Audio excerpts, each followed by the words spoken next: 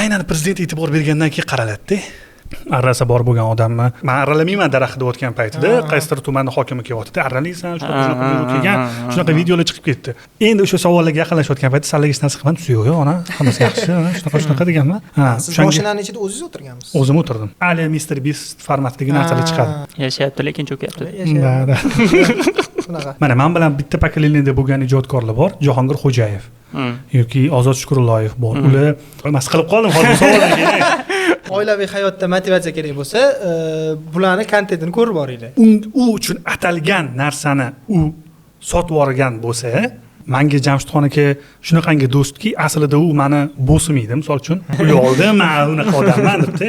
Qimor reklama qilish bu fohishalik bilan bab-baravar eng oson yo'l hisoblanadi. Aynan mayli spoiler bo'lsin, sun'iy intellektga oid bo'lgan ko'rsatuvda deepfake qilmoqchiman. Shunchalik ochiq aytib olganman, men Barsani fanatligimni.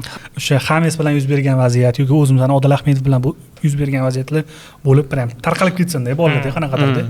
Ona uchun bu anaqa o'g'lini Qastirmonida o'lib ketmasmikin deb jo'natish bilan barobar narsa. Lekin men kursdoshlarim o'shalar bilan haftada 3 marta o'rtada bir kun pauza bilan dushanba, chorshanba, juma kuni ko'rganmiz. Qanaqa qilib buni bunaqa ko'rish mumkin? Meni birinchi yaratgan odam mendan so'ragan edi, Xudo bormi deb. Men bo'lsa endi bor deb javob berganman deydi-da. Tuf etib bizda ham bo'ladi. Bu yoqdan keyin storytelling ketadi. Dolce gurung bu, dolce gurung. Dolce gurung. Dolce gurung. Dolce gurung. O'zbekcha, o'zbekcha, o'zbekcha.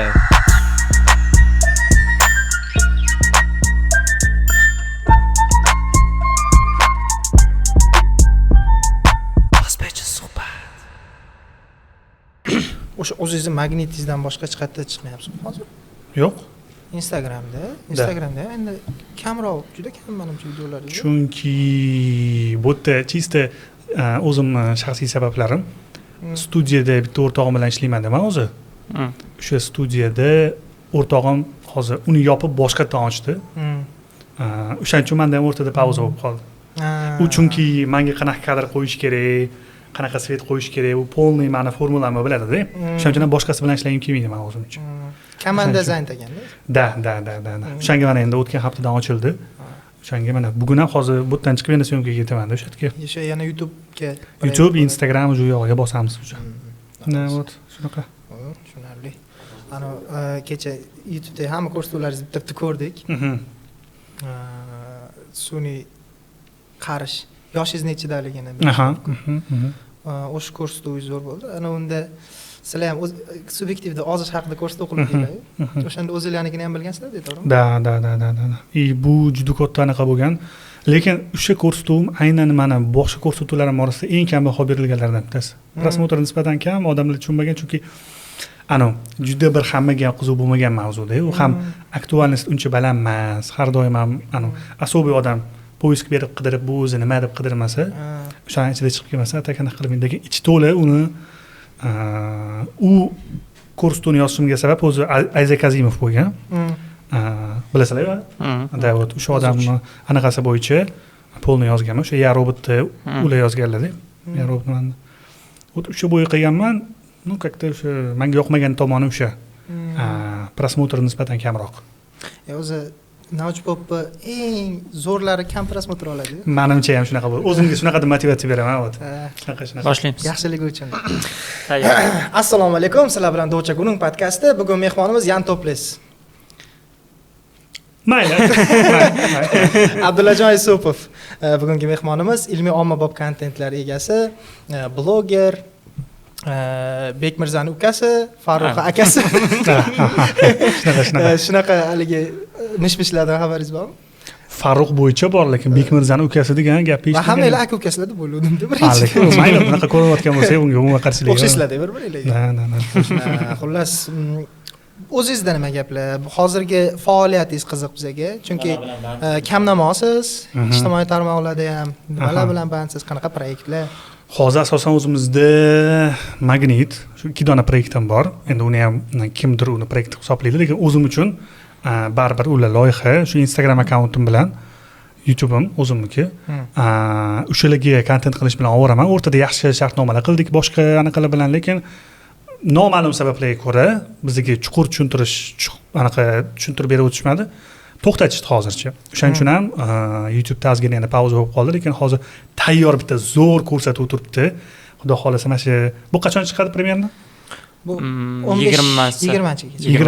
20-chigacha xudo xolasa bitta yaxshi homiyy chiqsa 13 dekabr kuni premyera qilmoqchimiz.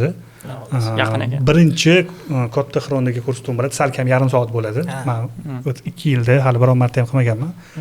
Yarim soatlik ko'rsatuv. 20 daqiqa, 25 daqiqa. Da, asosan shunaqa. Sababi menga harakat qilaman, ya'ni odamlarga maksimalni eng so'kki berishga harakat qilaman-da. O'shaning uchun ham shunaqa bo'lib qoladi. Ba'zida ko'rsatuvlarim ko'rganda, voy, mana bunaqa narsa qolib ketibdi, voy, bu bilan yana mana bunaqa narsa qo'shsam bo'lardi deb ko'rsatuv chiqib bo'lgandan keyin bilaman-da bu narsani-da. Keyin shu bilan o'z odatda shunaqa, endi sekin-sekin 25-30 hozir yana ikkita ko'rsatuv tayyorlanyapti. U xudo xolasa keyingi yillarning o'rtalarigacha ikkalasi ham chiqadi. Ular lekin butun 1 soatlik bo'ladi. Hozirgi chiqayotganini mavzusi nima haqida? Multi olamlar haqida bo'ladi. Bu yilda oxirgi koinot haqidagi ko'rsatuv. Keyingi yil uncha qaramoqchi emasman koinotga, sababi o'zi ko'payib ketdi. Yerda muammo ko'payib ketdi. O'zi ko'payib ketdi shundoq ham. Shunaqa narsalar. Yaxshi, mana kelishingizga yomg'irlar yog'ib, bir chiroyli havo bo'lyapti. Biz kutgan havo. Qarang mana. Lekin bu mavzuni siz 2023-yildan boshlab ko'rganman-da sizda. Chang haqida. Aynan chang, havoni changligi, o'sha tuflaganda loy tushadigan bitta rolikingiz bor edi. O'shandan beri bor-da bu muammo. Lekin haligacha sudralib kelyapti va endi biza o'zimiz emas, tabiat bizaga uqtirdi-da bu narsani. Qara, sen nensimi o'ding o'zingcha mana. Anaqalada ham Instagramda ham rolik bor. Sizga ham qarab gapirsam bo'ladi-yu, to'g'rimi? Asosan Instagramda roliklar bo'ladi-yu. Okeanga surat tashalgandan keyin okeanda bitta to'fon bo'ladi-da, ko'tariladi-da. Keyin hamma musor yana yerga qaytib tushadi. Xuddi shunga o'xshagan narsa bor. To'g'ri qaralmadi. Umuman e'tibor berilmadi. Va aytmoqchi bo'lgan narsa menga jichcha alam qiladi. Bilmadim, buni balki redaktorida olib tashlash imkoniyatimi yoki gapimga qarab o'zingizlar qarasizlar. Aynan prezident e'tibor bergandan keyin qaraladi-da. Aynan shu prezidentimiz chiqib turib, mana shunaqa muammo bor deganda, keyin bo'lib qoladi, qanaqadir-da. Va menga bu narsa juda ham abidni bo'ladi. Katta kompaniya, endi men ularning orqasida nima bor yoki ularga kim qanaqa bosim o'tkazadi, chunki ko'ryapmiz, bitta arrasi bor bo'lgan odamni men arralamayman daraxt deyotgan paytida qaysidir tumanni hokimi kelyapti. Arralaysan, shunaqa videolar chiqib ketdi. Lekin bu yoqda mana shunaqa bosimlar bo'lib turibdiki, o'shaning uchun ham aynan balki o'shaning uchun ham shunaqa prezident e'tibor bergandagina bu ishlar amalga oshadimi? Qanaqadirchi labirintmi yoki oxiri qanaqadir boshqacha jarayonda bu. Aynan mana odamni aybdor deysizda, keyin unga kimdir nimadir degan bo'lib qolishi mumkin-da. Uni ham sabablari bor. Qanaqadir kirib ketaverasiz. Bahonasi bor. Oxiri yo'q. Kirib ketaverasiz-da. Umuman nima bo'ladi, uni oxiri qanaqa bo'ladi? Oxir oqibat kim aybdorligi noma'lumligicha qolib ketadi. Men u narsaga o'xshataman. O'zbeklar sal kasal bo'lsa ham o'tib ketadi deb yuradi. Oxiri yotib qolgandan keyin endi bansiga borish kerak deydi. Shunaqa bo'ldi-da, havomizda ham yurdi, oxirida mana senga degandan keyin. Po fakt bu narsani agar deylik, mana bu yaxshi prezident e'tibor bergani-yu, lekin baribir prezident bu narsaga 24 ga yetib qarab tura olmaydi.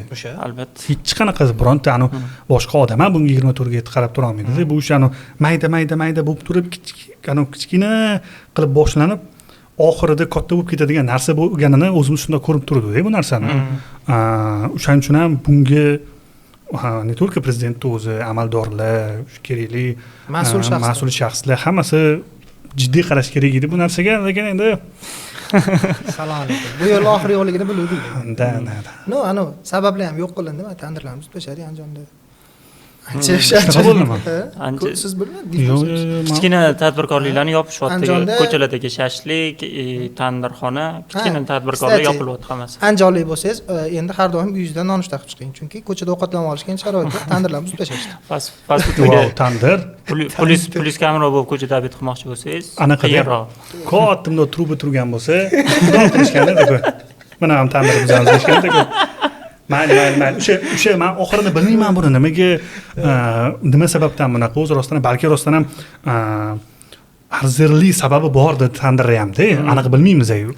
Ko'p hollarda bayonotda ham juda yuzaki berishadi. Aynan mana shu sabab tandirdan mana mashincha kub metr shunaqa narsa chiqadi degan ma'lumotlarni berishmaydi. Просто так buziladi, и всё bo'ldi. Mana daraxti ham nimadir nimaga kesildi bu, qanaqa kesildi, nimaga bunaqa berib ekan. Biz bu narsani bilishimiz kerak. Yaqinda Teacherers ham zo'r reels chiqardi. Ma'lum bir jinoyatchilarni chet elda topishsa, unga nisbatan qanaqadir sud jarayonlari boshlanganda jinoyatchining ismi sharifi, u qayerda yashashi, qaysi hududdanligi, qayerda tug'ilganligi to'liq informatsiyasi beriladi deyapti. Ya'ni bu xalq uchun muhim deyapti.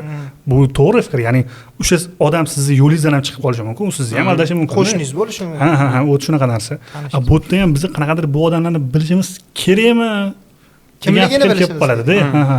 Nimaga kim bunaqa buyruq bergan o'zi? Ismli shaxs kimligini bilishimiz kerak. Ismli shaxsdan ehtiyot bo'lishimiz kerak.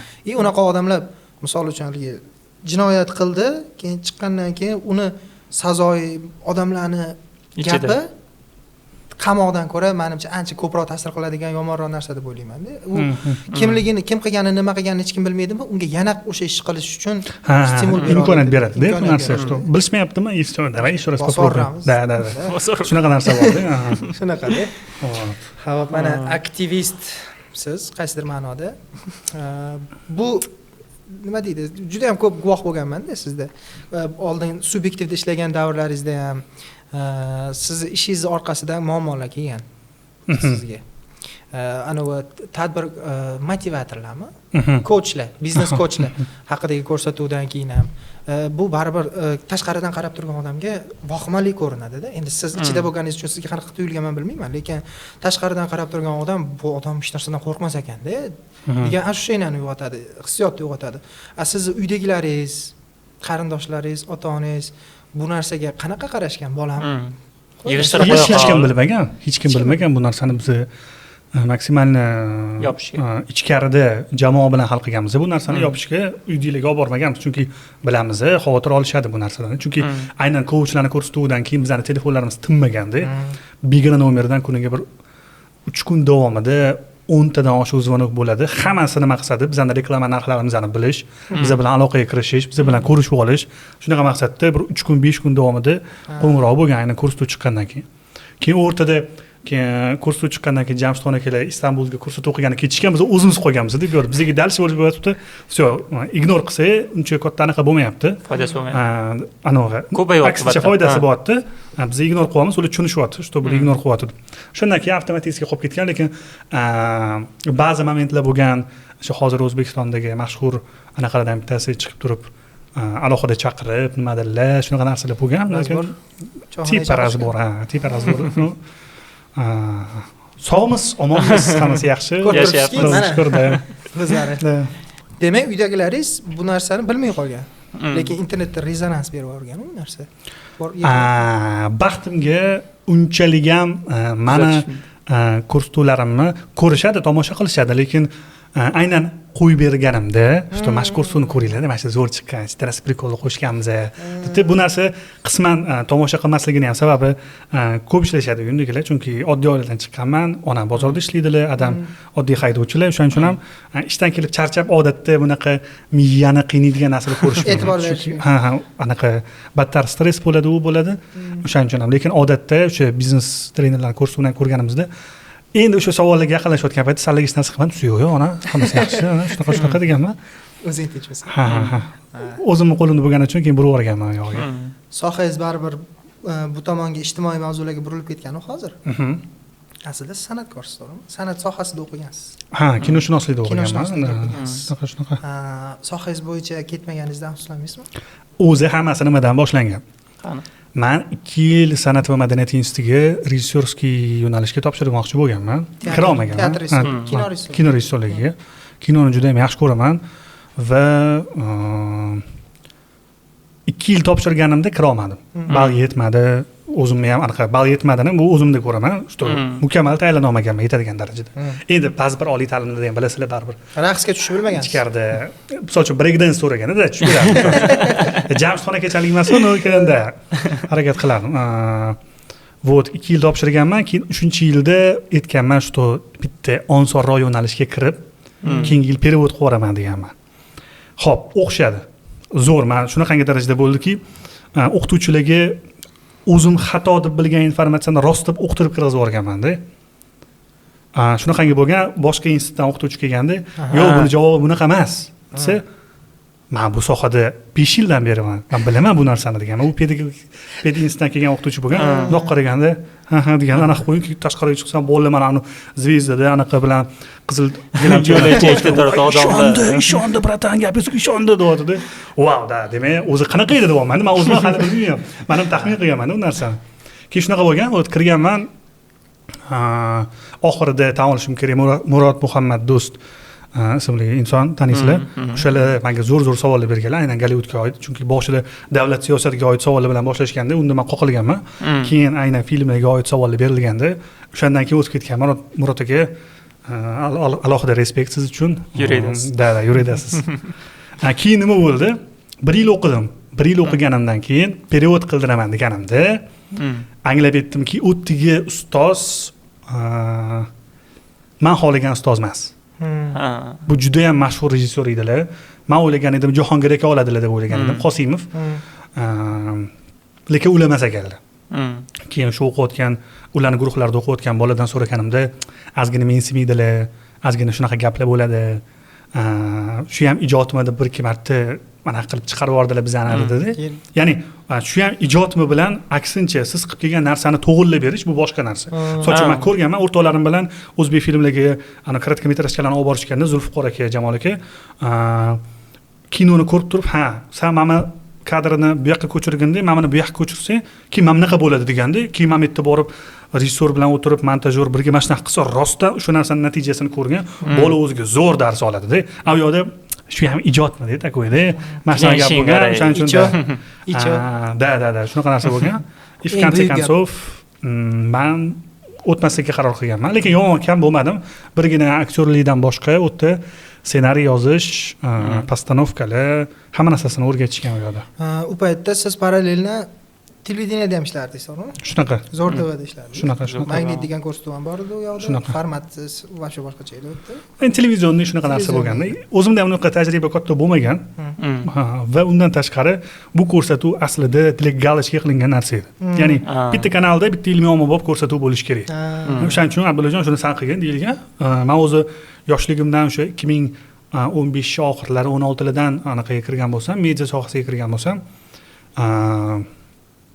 boshqacha kontent qilishga ham imkoniyatim yetardi lekin men просто o'zim xohlardim чтобы manda nimadir qolsin yaxshiroq meni ko'rgan odam nimadir ma'lumot olsin nimadir informatsiya olsin shunaqa narsa bo'lgan o'shaning uchun ham o'rtada men vayna ham olganmanda karantin paytida o'sha el qatori bo'libdi o'rtada o'sha u payt ko'tarilib bo'lganlar mendan vaynlar so'ragan shu paytda okey stop sen qila olar ekansan bu narsani lekin seni maqsading boshqa deganman shunaqa narsa 2015-yil mediaga kirib kelganman dedingizmi da nechinchisiz 98 98-yilmisiz nechi yoshda bo'lardingiz 98 yaxshi shunaqa gap yo'q endi mediaga kirib kelishcha bu qanaqa aynan bu soha bo'yicha ketishga qo'yilgan birinchi qadamim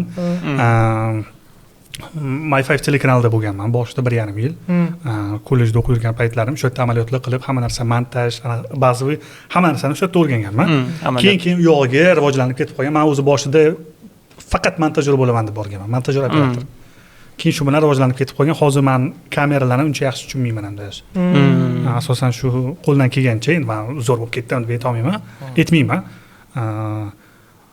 u yog'iga ssenariyga storytellingga nimalarni gapirib berishga bo'lgan ishtiyoq kuchayib ketib qolgan shunaqa narsa bilan bo'lib ketgan demak baribir o'zingizni ichingizda rejissyor bo'lishni xohlagan ekansiz shunaqa qachondir kino olasizmi niyat hozir ham bitta film ustida ishlayapmiz bu hozircha sir mani o'rtog'im bor, Sardor Faxriddinov degan, Jahongir Otajonov top kliplarni olyapti, shu o'rtog'im bilan обработка qilyapmiz. Men unga katta kuch tasha olmayman, sababi o'zimni ham anaqalarim bor. O'rtoq, agar shu podkastni ko'rayotgan bo'lsang, meni kechir, san o'zingni hali uzr so'ramadim. Chunki oxirgi bir haftada sal uzilib qoldi deb o'shaning uchun. Atak shunaqa обработкаsidamiz, xudo xolisa, lekin endi o'tda nima ishlaysiz, rejissyor bo'lib ishlaysizmi? O'shanda chiqasizlar, o'shanda ko'rasizlar. O'shanda bilamiz. Da. Вот, shunaqa, lekin film olishga hali o'zimni juda bir kuchim yetadi deb o'ylamayman, chunki bu narsani mana ko'rsatuvimda ham ko'rishingiz mumkin. Nisbatan постановочный joylari kam-kam. Juda ham, misol uchun, epizodlarni asosan boshiga qo'yaman xolos. Shunaqa narsalar bo'ladi. Ya'ni tajriba nisbatan kam, lekin baribir hozir keyingi yilligi planlarimni shunaqa qilyapmanki, ko'proq постановка bo'ladi. Fikrimni faqat gapiraverib odamlarni bitta storytelling emas, balki epizod nimadir fikrlarimni yechgan holga ko'rsatishga. Gap eshitib charchab qoladi-da. Shunaqa. Lekin anaqalar ham bor, sketchlar ham bo'ladi, ko'rsatuv ichida Tanis haqidagi sketch bor edi-ku. Ko'rsatuvingizda anaqa yolg'on ma'lumotlar haqida ko'rsatuvingizda. O'sha ko'rsatuvning atrofida shunaqa epizodlar qilish g'oyasi kelganda, o'shaning uchun ham o'shandan keyin demak bu narsa yaxshi ketyapti, chunki qisqa muddatda men kutmagan prosmotr berdi, где-то bir oyda 200 ming prosmotr bo'ldi-da. O'shanga demak odamlarga yoqyapti bu narsa deganman. Hozircha sekin-sekin qo'shib boramiz. Mana men 1 soatlik chiqadigan ko'rsatuvim 1 soatligini ham sababi shu o'zi. Shunchaki turib olib gapiravermayman, u yoqda taxminan 6 ta epizodga alohida bo'lganmiz. Storytelling formatda o'zini ham ichiga yana qo'shib ketaveramiz. Siz tomonga rasm ham qarayapman, dinamika uchib ketmas. Siz tomonga qarab turaman. Shu proyektlar haqida gapirdingiz. Hayotingizdagi eng qiyin proyekt, qiynalib olgan proyekt. U chiqmadi. U chiqolmadi, sababi mana anomal issiq paytida ko'rsatib o'qimoqchi edim. Hamma joyda Telegramlarda video tarqab ketadi-yu, men bitta shunaqangi suv botib ketibmi, chaqsang, уже qo'rilib ketyapti. Xuddi shunaqa qildim, qo'rilmadi menda. Keyin 1 soat 50 gradus ostida mashinada o'tirish qildim. 3 ta texnika bor, bitta Sony Alpha, bitta GoPro va bitta 360 gradus oladigan kamera bor edi. Uchalasi 7 daqiqa 12 soniyadan keyin avtomatik o'chdi. Yetib ketdi. Ichkarida men tellab shu o'tiraman, hozir nima qilaman? Telefonimni zaryadkasi ham kirganimda yuzingda уже 75 bo'lib qolgan, tushib ketyapti hamma narsa. O'shandan keyin tushundimki, bunaqa ko'rsatuvlarga, ya'ni aynan bunaqa ko'rsatuvlar emas, ko'rsatuvdan ko'rsatuvga men o'zimni har doim yanada kuchliroq aylanib boraverish kerak. Ekstremal sharoitni ham hisobga olish kerak bo'ladi. Shundan. Meni birinchi marta bo'lganiga o'yladim, что menimcha eplasa bo'ladi, mashinani kondyorlarini o'rtada yoqib turib nimadir qilsa bo'ladi, show element qo'shish kerak, qilish kerak deb o'tirdim. Chunki uyqu ko'rsatuv ham yaxshi ketdi-da. Odamlarga anaqa bo'lib, что bitta bola целый 100 soat uxlamagan shunaqa. Qiziqdi. Siz mashinani ichida o'zingiz o'tirganmisiz? O'zim o'tirdim. Ammo siz faqat birovlarni qiynasangiz kerak. Yo'q. U bola Sevara o'zi shu Xondamir degan bola, Xondamir bro Abdushi o'zidan inisiativa chiqqan, o'zi zo'r ssenarist bola, просто bu yerda yashamaydilar-da ular. Shuning uchun hozir vodiyga qaytib ketganlar. O'zi aytgan, что bro men tayyorlanaman degan. Bro men chiqaman. Где-то 15 kuncha tayyorlandilar dushi, o'sha anaqalarga. Keyin chiqardi o'zi. Bunasi keyin qarasam yaxshi ketyapti. Montaji ham nisbatan ancha storytellingdan boshqacha. O'shaning uchun ham bunaqa formatda davom ettirishni hozir reja qilyapmiz. Mana ketma-ket o'sha 1 soatlik ko'rsatuvlarning orasida shunaqa 20 minutgacha bo'lgan, dinamikasi balandroq bo'lgan, Ali Mr Beast formatidagi narsalar chiqadi. Zo'r. Xilma-xillikni ta'minlash uchun. Shunaqa. To'g'ri, agar yana eksperiment uchun odam kerak bo'lib qoladigan bo'lsa, bizda variantlar bor. Bittagi soatlar uxlamay yuribman-da, o'shaning uchun. Qalay ahvol o'zi? Og'ir. Yashayapti, lekin cho'kyapti. Shunaqa. Xo'p. Demak, eng o'zingizga yoqadigan proyektingizchi? O'zi shu kiloni proyektim borligini inobatga oladigan bo'lsak, ko'rsatuvmi eng yoqadigan? Men o'zim mazah tomosha qiladiganimni. Men oxirgi payt rosa o'sha formatdan o'tganim uchun menga yoqadi Five degan zo'r tarixlarni gapirib beradigan bola bor Rossiyada. Zo'r formatlar qiladi u ham. Asosan storytelling bo'lsa ham faktlarni men odatda internetdan oson topa olmayman u aytgan narsalarni. Lekin aynan u yozgani bo'yicha keyin qidiradigan bo'lsam, zo'r chiqarib beradi. Five bor, keyin uni Sherige Chitiyeva degan kanal bor. O'shalar bor, keyin Mark Roberni mazah tomosha qilaman. Mark Rober bu eksperimentlar qiladi. Amerikanskiy bloger, u ham nauch popda juda ham katta hissasi bor butun dunyoda. shunaqa ma'lum bir bo'lib o'tgan voqeani jonlantirib ko'rsatib beradi. U вообще zo'rda. Buni tasavvur qiling. O'zbekistonda xuddi shunaqa format qilinsa, u ma'lum bitta o'g'rilik yoki jinoyat ilmiy tomondan mana bunaqasiga ochib berilishi, grafikalar bilan juda tushunarli ko'rsatadi. Keyin mazax tomosha qiladiganlarimdan oxirgi payt sal ko'rmay qo'ydim, chunki uzilib qoldim ozgina anaqa ularning kontentidan Vox bor. Geosiyosiy anaqa geosiyosiy kontentlar qiladi. Ko'rsanglar, u yerda storyteller yo'q. Asosan kadr orti matni bilan zo'r grafikalar bilan ko'rsatadi animatsiyalarni. Asosan 2D animatsiya bo'ladi, lekin shunga yarasha matni zo'r yoziladi, animatsiyasi ham zo'r qilinadi. Ichida ilmiy ommabop narsalar ham bor. O'sha tarixiy geosiyosiy ekanda. Bizda ham bor anaqa blogerlar adashmasam. Bizda xuddi shunday bor, xuddi shunday zo'r qiladi, aktual mavzularni zo'r olib chiqadilar ular. Keyin Texnoplov ham qolishmaydi bu temada. Texnoplov ham mana super kompyuter kursi ham zo'r chiqdi. Voy, o'shani rekomendatsiya qilmoqchi edim. YouTube kanalimda esimdan chiqib qolibdi. Sadulla bro. Ko'radasiz. Shunaqa xuddi shunday ham xuddi shunaqa kanal. Shunday olsin, kerak emas unda paraki bu gap. O'zi qaysi biri manga ishlayapti? Mana tepadagi. Tepadagisa, bor. Bor, yes. Pastdagi anaqamiz nima deysiz? Shtativga. Qalay. Bu ana svetga o'zi, kalsiy lampaniki. Biz sizni kelishingizga rosa uyaldik birinchi. Nimadir keldi, qanaqa turchunar keldi. Siz yolg'izman deb o'ylaysizmi bunaqa narsalarda? Hozirda TikTokga yig'ilib o'tiribdi. Kontentini olamiz.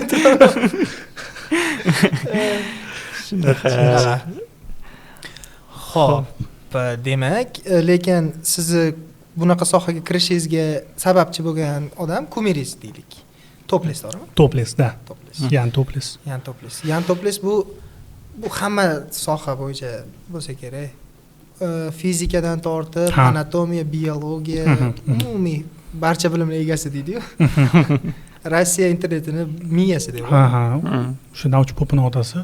Menda o'zi nima bo'lgan? Men o'zi boshida Yan Toplessni ham tanimas edim. Zo'r TVda o'sha ishlab yurganimda, endi ishga kirayotganimda, u yoqda Aziz aka ismli general prodyuser bo'lardilar. Matn yozishimni ko'rib, "Mana shu bolani ko'ring, siz shunaqa yoza olar ekansiz" deganlar.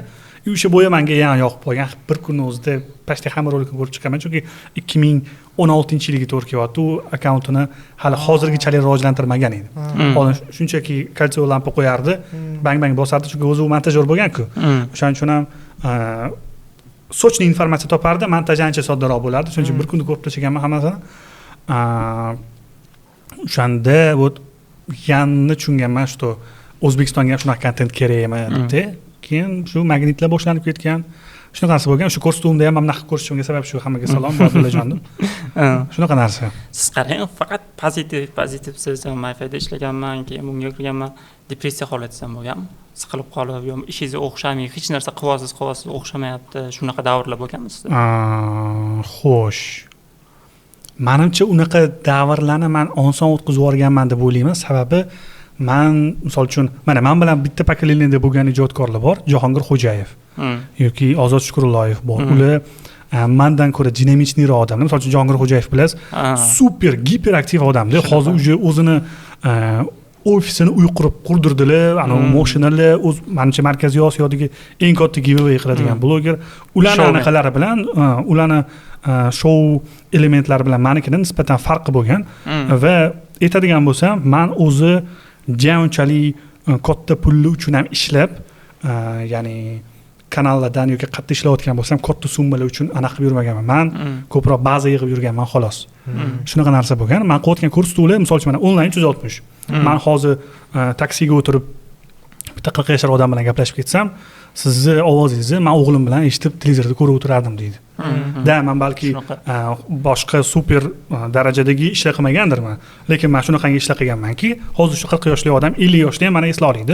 O'shani bolasi ham eslaydi. Unda Jalol aka bilan ko'rishganimizda bolamga aytdim, bu aytadi, "To't Abdullajon, который озвучивал онлайн 360". Mana o'zimga katta shu narsa zo'r plyus. O'sha gap, men o'zimga katta anaqa bermayman, baho bermayman. Xalq beradi hamma baho, lekin qayerga o'tirsam sizni ovozingizni qayerdadir eshitganman, yoki siz qayerdadir ko'rganman, unaqa. Men nisbatan arzonroq ishlagandirman, lekin baribir men bachkanalik qilmaganman, vaynalik qilmaganman, yoki yemagan vaynalga anaqam yo'q, husumatim yo'q. Lekin baribir mustahkamroq qadam qo'yganman deb o'ylayman. Pulni o'ylamasdan. O'shaning uchun ham berilgan proyekt qilganman. Men onlayn 360 lardan tashqari boshqa tansivalniy proyekt bo'lgan dance show degan o'sha yerda pomresh bo'lganman o'sha ko'rsatuvda aytolmayman что bu ko'rsatuv judayam zo'r bo'lgandi lekin baribir mani o'zimga aynan bunaqa sahnaviy loyihalarda yaxshi tajriba bo'lgan baribir shu dance show ko'rib man bir beatbox show chiqsa bo'lardi beatboxchilar ham biz shunga berganmiz anaqaga berganmiz просто man bir qiziquvdim keyin unda televizionniy formatga to'g'ri kelmaydigan joylari ko'pda ya'ni beatbox shoular bittada o'tib ketadi ya'ni yarim final ham bittada bo'ladi final ham bittada bo'ladi dance shoularda butun mavsum bo'ladi 3 oy davom etadi o'shaning uchun biz buni o'ylaganmiz chunki integratsiyaga noqulayroqda ha shunaqa televideniya shunaqa narsa shunaqa biza qiyin paytlar bo'lganmi depressiyaga kirgan paytingiz bo'lganmi degan savolimiz hozir insoniyatni tarixidagi eng sharoiti yaxshi insoniyat tarixidagi eng yaxshi davr deyiladi hozir juda ham ko'p olimlar tomonidan hozir insoniyat davridagi eng yaxshi davr chunki hech qachon odamzod bunaqa to'q bo'lmagan hech qachon bu darajada ko'p imkoniyatlar bo'lmagan lekin insoniyat tarixidagi eng depressivniy davr ham hozir lekin bu kimning nuqtai nazari bilanda mana misol uchun man kecha anaqa o'yladim Alisher Navoiy haqida zo'r fakt o'qidimda Alisher Navoiy kuniga 75 ming dinor olgan ekanlar 75 ming dinor bu 1 dinorda 4 gram oltin bo'ladi bir kunlik misol uchun maoshlari bu anaqa fakt emas bu yozib qo'yilgan narsalardan kelib chiqilgan narsa 316 kilo oltin misol uchun bir kunda bu hisoblansa 15 million dollar bo'ladi bir oyda 4,5 milliard dollarga to'g'ri kelar ekan balki misol uchun qaysidir ma'noda hozirgi olimlar o'sha davrda yashab ko'rganda ular ham o'sha davrni eng zo'ri deb hisoblagan bo'lardi chunki bu juda anaqa savol bizdan keyingilar misol uchun oldin boshqacharoq bo'lganda tarixda voy yaxshi edi voy benzinda yurgansizlar sizlar deydigan moment keladi oldin havo tozaroq edi balki oldin suvlar shirinroq edi shunaqa narsalar o'shaning uchun demak bu subyektiv fikrlardan kelib chiqqan manimcha shunaqa deb o'ylaymanu lekin baribir qadimda aynan urushlarni hisobga oladigan bo'lsak bosqinchiliklarni hududlarni egallab olishlarni hisobga oladigan bo'lsak hozirgidan ancha aktivroq bo'lgan va aynan urushli nuqtai nazaridan hozir уже miyam sekin bu yoq tomonlarga ketib qolyapti yana shunaqa desa ham bo'ladi lekin man o'ylashimcha har bitta bunaqa ma'lumot berish uchun manimcha yanada yaxshiroq his qilib ko'rish kerak deb o'ylayman ko'proq yashash kerak kamida o'rganib chiqish kerak eng kamida bu yana eng kamida shunaqa chunki hamma uchun o'zi yashab turgan davr eng zo'ri eng yaxshisi deb tuyulaveradida baribir o'shaning uchun ho'p oilalisiz hozir bu narsa ishingizga xalaqit bermaydimi yo'q man uydan ishlayapman hammasi zo'r обедteki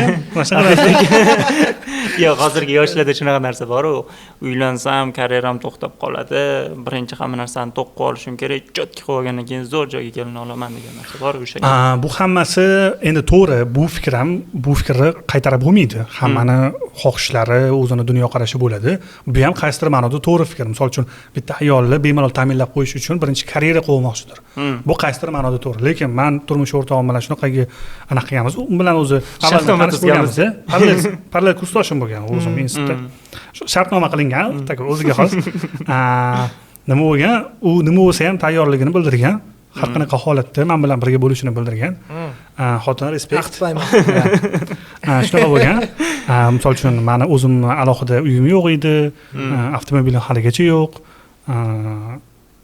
nima desa bo'ladi asosiysi biz birga bo'lishni tanlaganmiz hamma narsaga birga erishishni xohlaganmiz hamma gap shunda deb o'ylayman hozir kamayib ketyapti-da u narsa man o'zim ham shu narsani eshitib qo'rqib ketdim adashmayotgan bo'lsam 50 mingta oiladan 35 mingtasi o'tgan yil ajrashibdi-da shunaqa bu judayam yomon statistikada bu nechi foiz bu 50% dan yuqorida 65-70larda agar bu undan ham kattaroq bo'lishi mumkin adashmasam 50 mingtadan 70 mingtamidi 60 mingtamidi shunaqa edi lekin 35 mingta oila yo'q ketishi bu judayam yomon holatda fojia sabab nima sabab shu hozirgi kundagi orzu-havasda shunaqa qanoat yo'q deb o'ylayman ba'zi bir yoshgina singillarimda yoshgina singillar endi bilmadim hammada baribir maqsadlar xohishlar har xil bo'lar ekan buni anaqa misol uchun siz bunga yo'q mana bunaqa emas, mana bunaqa qilgan yaxshi edi desangiz, uni o'zini qarashi bo'ladi, uni o'zini haqiqati bo'ladi. O'shaning uchun ham ba'zida keyin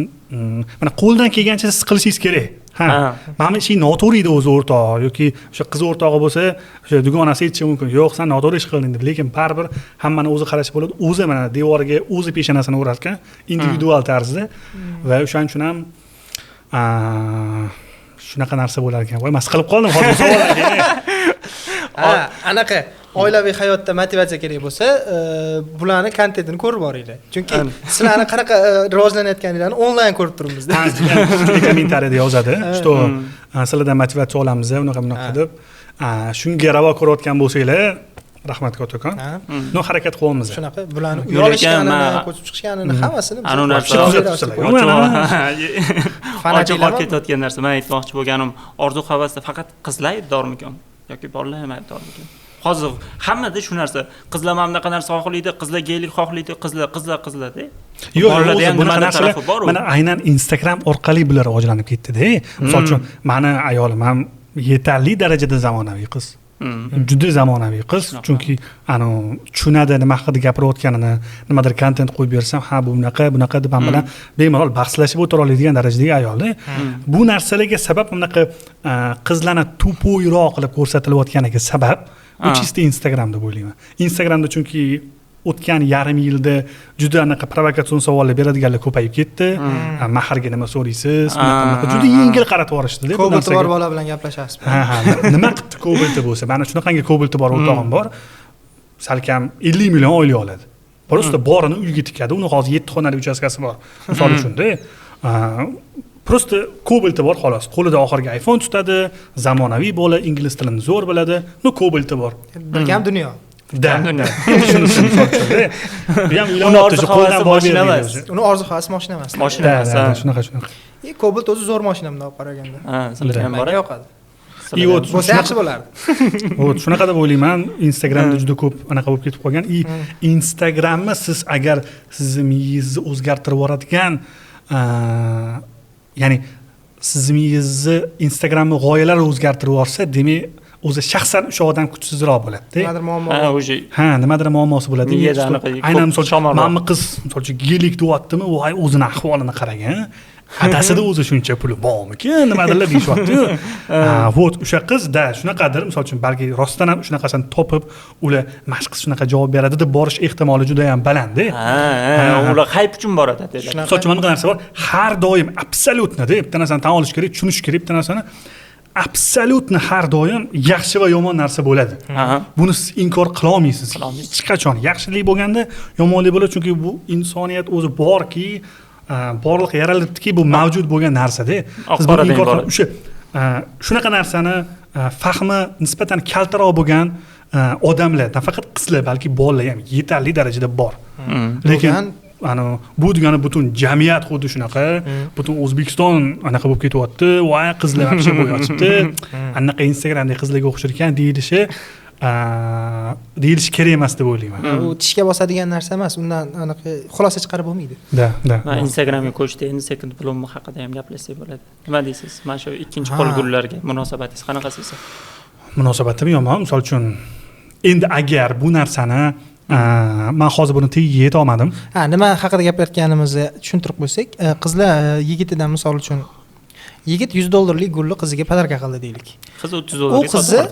U qiz Telegram kanaliga o'sha gulni qo'ydi-da, $30 ga sotib yubordi. Mana shu narsa endi yigitlarni g'ururi, qalbi-yu buyuk nafsoniyat shaxsiyatlariga tegib ketayotganligi haqida gap ketyapti bu yerda. O'zi men yomonlayapman.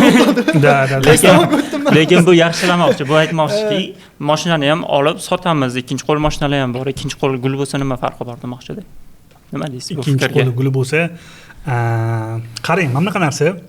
Men ayolim bilan to'yimizgacha 1,5 yil, 2 yil davomida birga tanishib, gaplashib yurgan bo'lsak, biron marta ham $100 gul bermaganman. Biron marta ham gul bo'lgan $50. Men eng qimmatimni 800 ming so'mga, 700 ming so'mga olganman. Eng qimmat gulim shunaqa bo'lgan.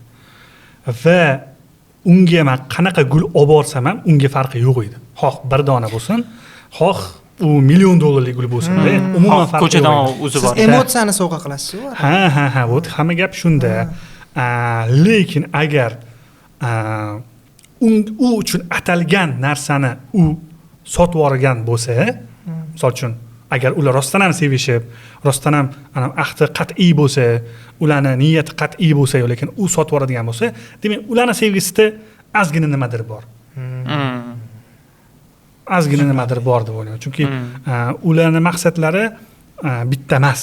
Ularning maqsadlari bitta emas. Chunki tasavvur qiling, sizga o'zi sevgilingiz, turmush o'sha bo'lajak turmush o'rtog'ingiz agar o'sha ahd qilishgan bo'lsa iloyim agar просто gaplashavermaylik, iltimos. Shunaqa bo'lsa, u sizga mehnat qilib kechki payt sizni xursand qilish uchun yuzingizdagi ozgina tabassumni tomosha qilish uchun gul bilan keladi-da, siz uni takoy berib yuboryapsiz, menimcha. Bu anaqa agar qanaqadir hozir gapim qochib ketdi-yu, aniqroq aytmoqchiman. O'ylayman, shu bu narsa sotib yuborishga arzimaydi. Baribir, chunki u sizni xursand qilish uchun keladi. Aynan shu nuqtai nazardan u narsa har kuni ertalab turganda o'sha gulni ko'rib, yigitim bergan, xursand bo'lish uchun berilgan. O'zi 5 kun turadi maksimum o'zi. Misol uchun, lekin sotishyapti. To'g'ri. Ko'payib ketdimi shunchalik? Yaxshi biznes bo'lyapti. Ha, yo'q. Blogerimiz chiqib, nima bo'lsinlar dedi. Shu darajada vahima qiladigan narsamikan deb. Ular hozir rivojlandi, o'sha kommentariy ochiq edi, hamma qizlar yozayotdi, kommentariyani yopib qo'yib, hozir zaявка tashlaydigan qilib qo'ydi. Yo'q, endi bu tuyg'ularga aloqador narsa bo'lgan. Berasizmi deyman shu yerda? Yo'q, bermayman. Men bu ichiga kirib kuzatdim. Hayronman. Choy beraymi?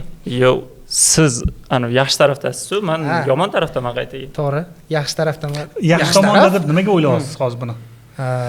Men buni yaxshi yomon deb o'ylamayman, lekin qarang, gul o'zi 5 kun turadigan narsa, to'g'rimi? U bitta odamga berildi. Unga deylik emotsiyani sovg'a qilinadi-ku baribir. Qiz oldi, xursand bo'ldi, yigit bergani uchun xursand bo'ldi. Ikkalasi ham bir-biridan xursand deylik. Va u qiz o'sha gulini sotib yubordi va yana kimdir olib, kimdir xursand qiladi unga. To'g'rimi? Xo'p, lekin baribir bu o'sha narsa bor-da. U siz uchun atalganida hamma gap. Uni shu odam siz uchun atab olib kelishida hamma gap. Bu shunchaki agar deylik rostdan ham qiz undan so'rasa, misol uchun tipi shunaqaki shuni keyin qo'yib yuborsam bo'ladimi? Nimaga? Menga pul kerak edi. Yoki o'zingiz berib turasizmi? Nimadir? Shunga o'xshagan nimadir suhbat, aynan bunaqa bo'lish shart emas. Nimadir? Chista pul kerak bo'lsa, unda odamgarchilik yuzasidan undan ko'rasi balki senga gul o'rniga o'sha pulni men berarmidimmi desa, yigitni o'zi yoki rostdan ham bolaga pul kerak, qizga pul kerak bo'lgani uchun mana shunaqa nuqtasi bo'lsa, lekin menimcha o'ylayman, sevgi bu tuyg'u-da. Buni bunaqa qilib sotib yuborib, nimadir qilib, o'zingizni hurmatingizni tushirib o'tirish kerak emas deb o'ylayman. Deylik, xuddi shu narsani agar hozir mani hozir agar voy bu bola qilyapti, bolalarning yonidan olyapti, yig'loqlik qilyapti deyotgan bo'lsa, u kim? Misol uchun xuddi shu narsani qizlarni o'ziga o'girsaydi, misol uchun qizlar bergan u bo'lishi mumkin-ku. Men misol uchun men qo'limdagi uzuni 100 ming so'mga olganman. To'yimga taqqan uzugim shuni. Xuddi shunaqa tug'ilgan kuniga kumush uzuv podarka qilsa-da, rahmat jonim desada, keyin ertasi kuni sotib olsa. Qizlar o'zini qanaqa tutadi xuddi shunaqa holat. Bu ham shunaqa narsa. Birov qo'lda ko'rsa o'shani. Da. Misol uchun, shunaqa hamma narsani gaplar bor. Oldin o'zing ko'rib ko'r, keyin qiyin deydi. Shunga o'xshagan narsa. Bu endi o'sha sevgisi qat'iy, ahdiga xiyonat qilmaydigan odamlarga bag'ishlanadi asosan. Agar sizlarniki bundan arzonroq bo'lsa, sizlarni fikringlar bundan arzonroq bo'lsa, lutchi gaplashmaylik. Muhabbat sizga nima o'rgatgan? Sevgiga juda chuqur kirding. Xo'sh. Bu qattiq savol, lekin men bunga tayyor emas edim. Tak. Yajdini berildi. Такой трудный shapadi berding. Muhabbatdan gaplashyapmiz. Juda ham ko'p narsa. Sababi hozir shunaqangi momentlar bo'lgan. Usiz o'zimni juda yomon his qilganman-da. Ya'ni aynan turmush o'rtog'im nuqtai nazaridan aytadigan bo'lsak, yoki muhabbatni ota-onamga aytadigan bo'lsam, adam bir marta yomon kasal bo'lib qolganlarida, больницада 10 kunlab o'zlari kela olmagan yotganlarida, birinchi ota postoyanно anaqa qilaman, har kuni nima buyursalar qilaman, qo'limdan kelgancha yaxshi farzand bo'lishga harakat qilaman degan fikrda yurar ekansiz-ku, lekin bitta nimadir bo'lib qolsa,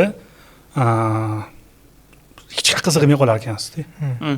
Даже havo ochilib turgan bo'lsa ham siz uchun bo'g'iq bo'ladi. Yurib turgan narsangiz siz uchun to'xtab qoladi. Absolutно hamma narsa stop, и всё siz qanaqadirchi bir o'zingiz bo'lib qolar ekansiz-da. Shu narsalarni men hozir bu narsani badiyroq qilib ochib bera olmayman-ku, lekin prям hozir shu savolni berganingizdan keyin hammasi flashback bo'lib ketdi-da. O'shanga muhabbat o'zi bu menimcha hamma narsa bu. Hamma narsa. Hayot. Absolutно. Baxtli bo'lish muhimmi? Qanchalik darajada muhim siz uchun baxtli bo'lish? Muhabbat haqida shuncha gap gapirganimdan keyin baxt haqida qancha gap gapiradi bu? Baxtli bo'lish muhim. Baxtli bo'lmasa ham yashasa bo'ladi demoqchi. Endi hozir mana bunaqa narsa. Baxt bu aynan sevgidan, oila qurishdan oldin tanishib, birga bo'lib yurib, fe'l-atvorlarini o'rganib, nimadir qilib, keyin bir-birini yaxshiroq tanib, keyin baxtli bo'lib ketadi degani emas baribir.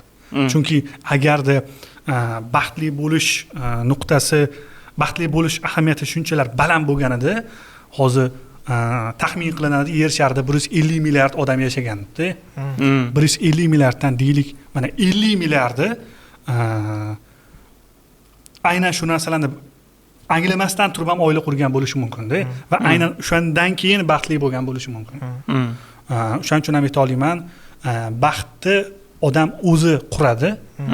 Hamma narsa ana shu ikki insonga aloqador bo'ladi va o'shaning uchun ham baxtli bo'lish muhim, kerak, uni anglay bilish kerak. Deylik. Ya'ni unga bo'lgan munosabatingizni to'g'ri tushuna olishingiz va anglay bila olishingiz kerak. Chunki men atrofimda juda ham ko'pchilikni ko'rganman. Aynan endi o'zimning nuqtai nazarimdan aytaman, shu baribir men to'g'ri oldindan tanishib gaplashib anaqa qilganman. Aynan shu qiz bilan men baxtli bo'laman deganman, lekin meni shunaqangi tanishlarim bor. Shunchaki suvchilik orqali juda ham baxtli. Juda ham farovon yashashadi. Bir-birini to'ydan oldin ko'rgan. Ha, o'sha anaqada ko'rishgan, Parkda ko'rishgan. Shunaqa narsa. Baxt bu individual, nisbiy tushuncha ekan-da baribir.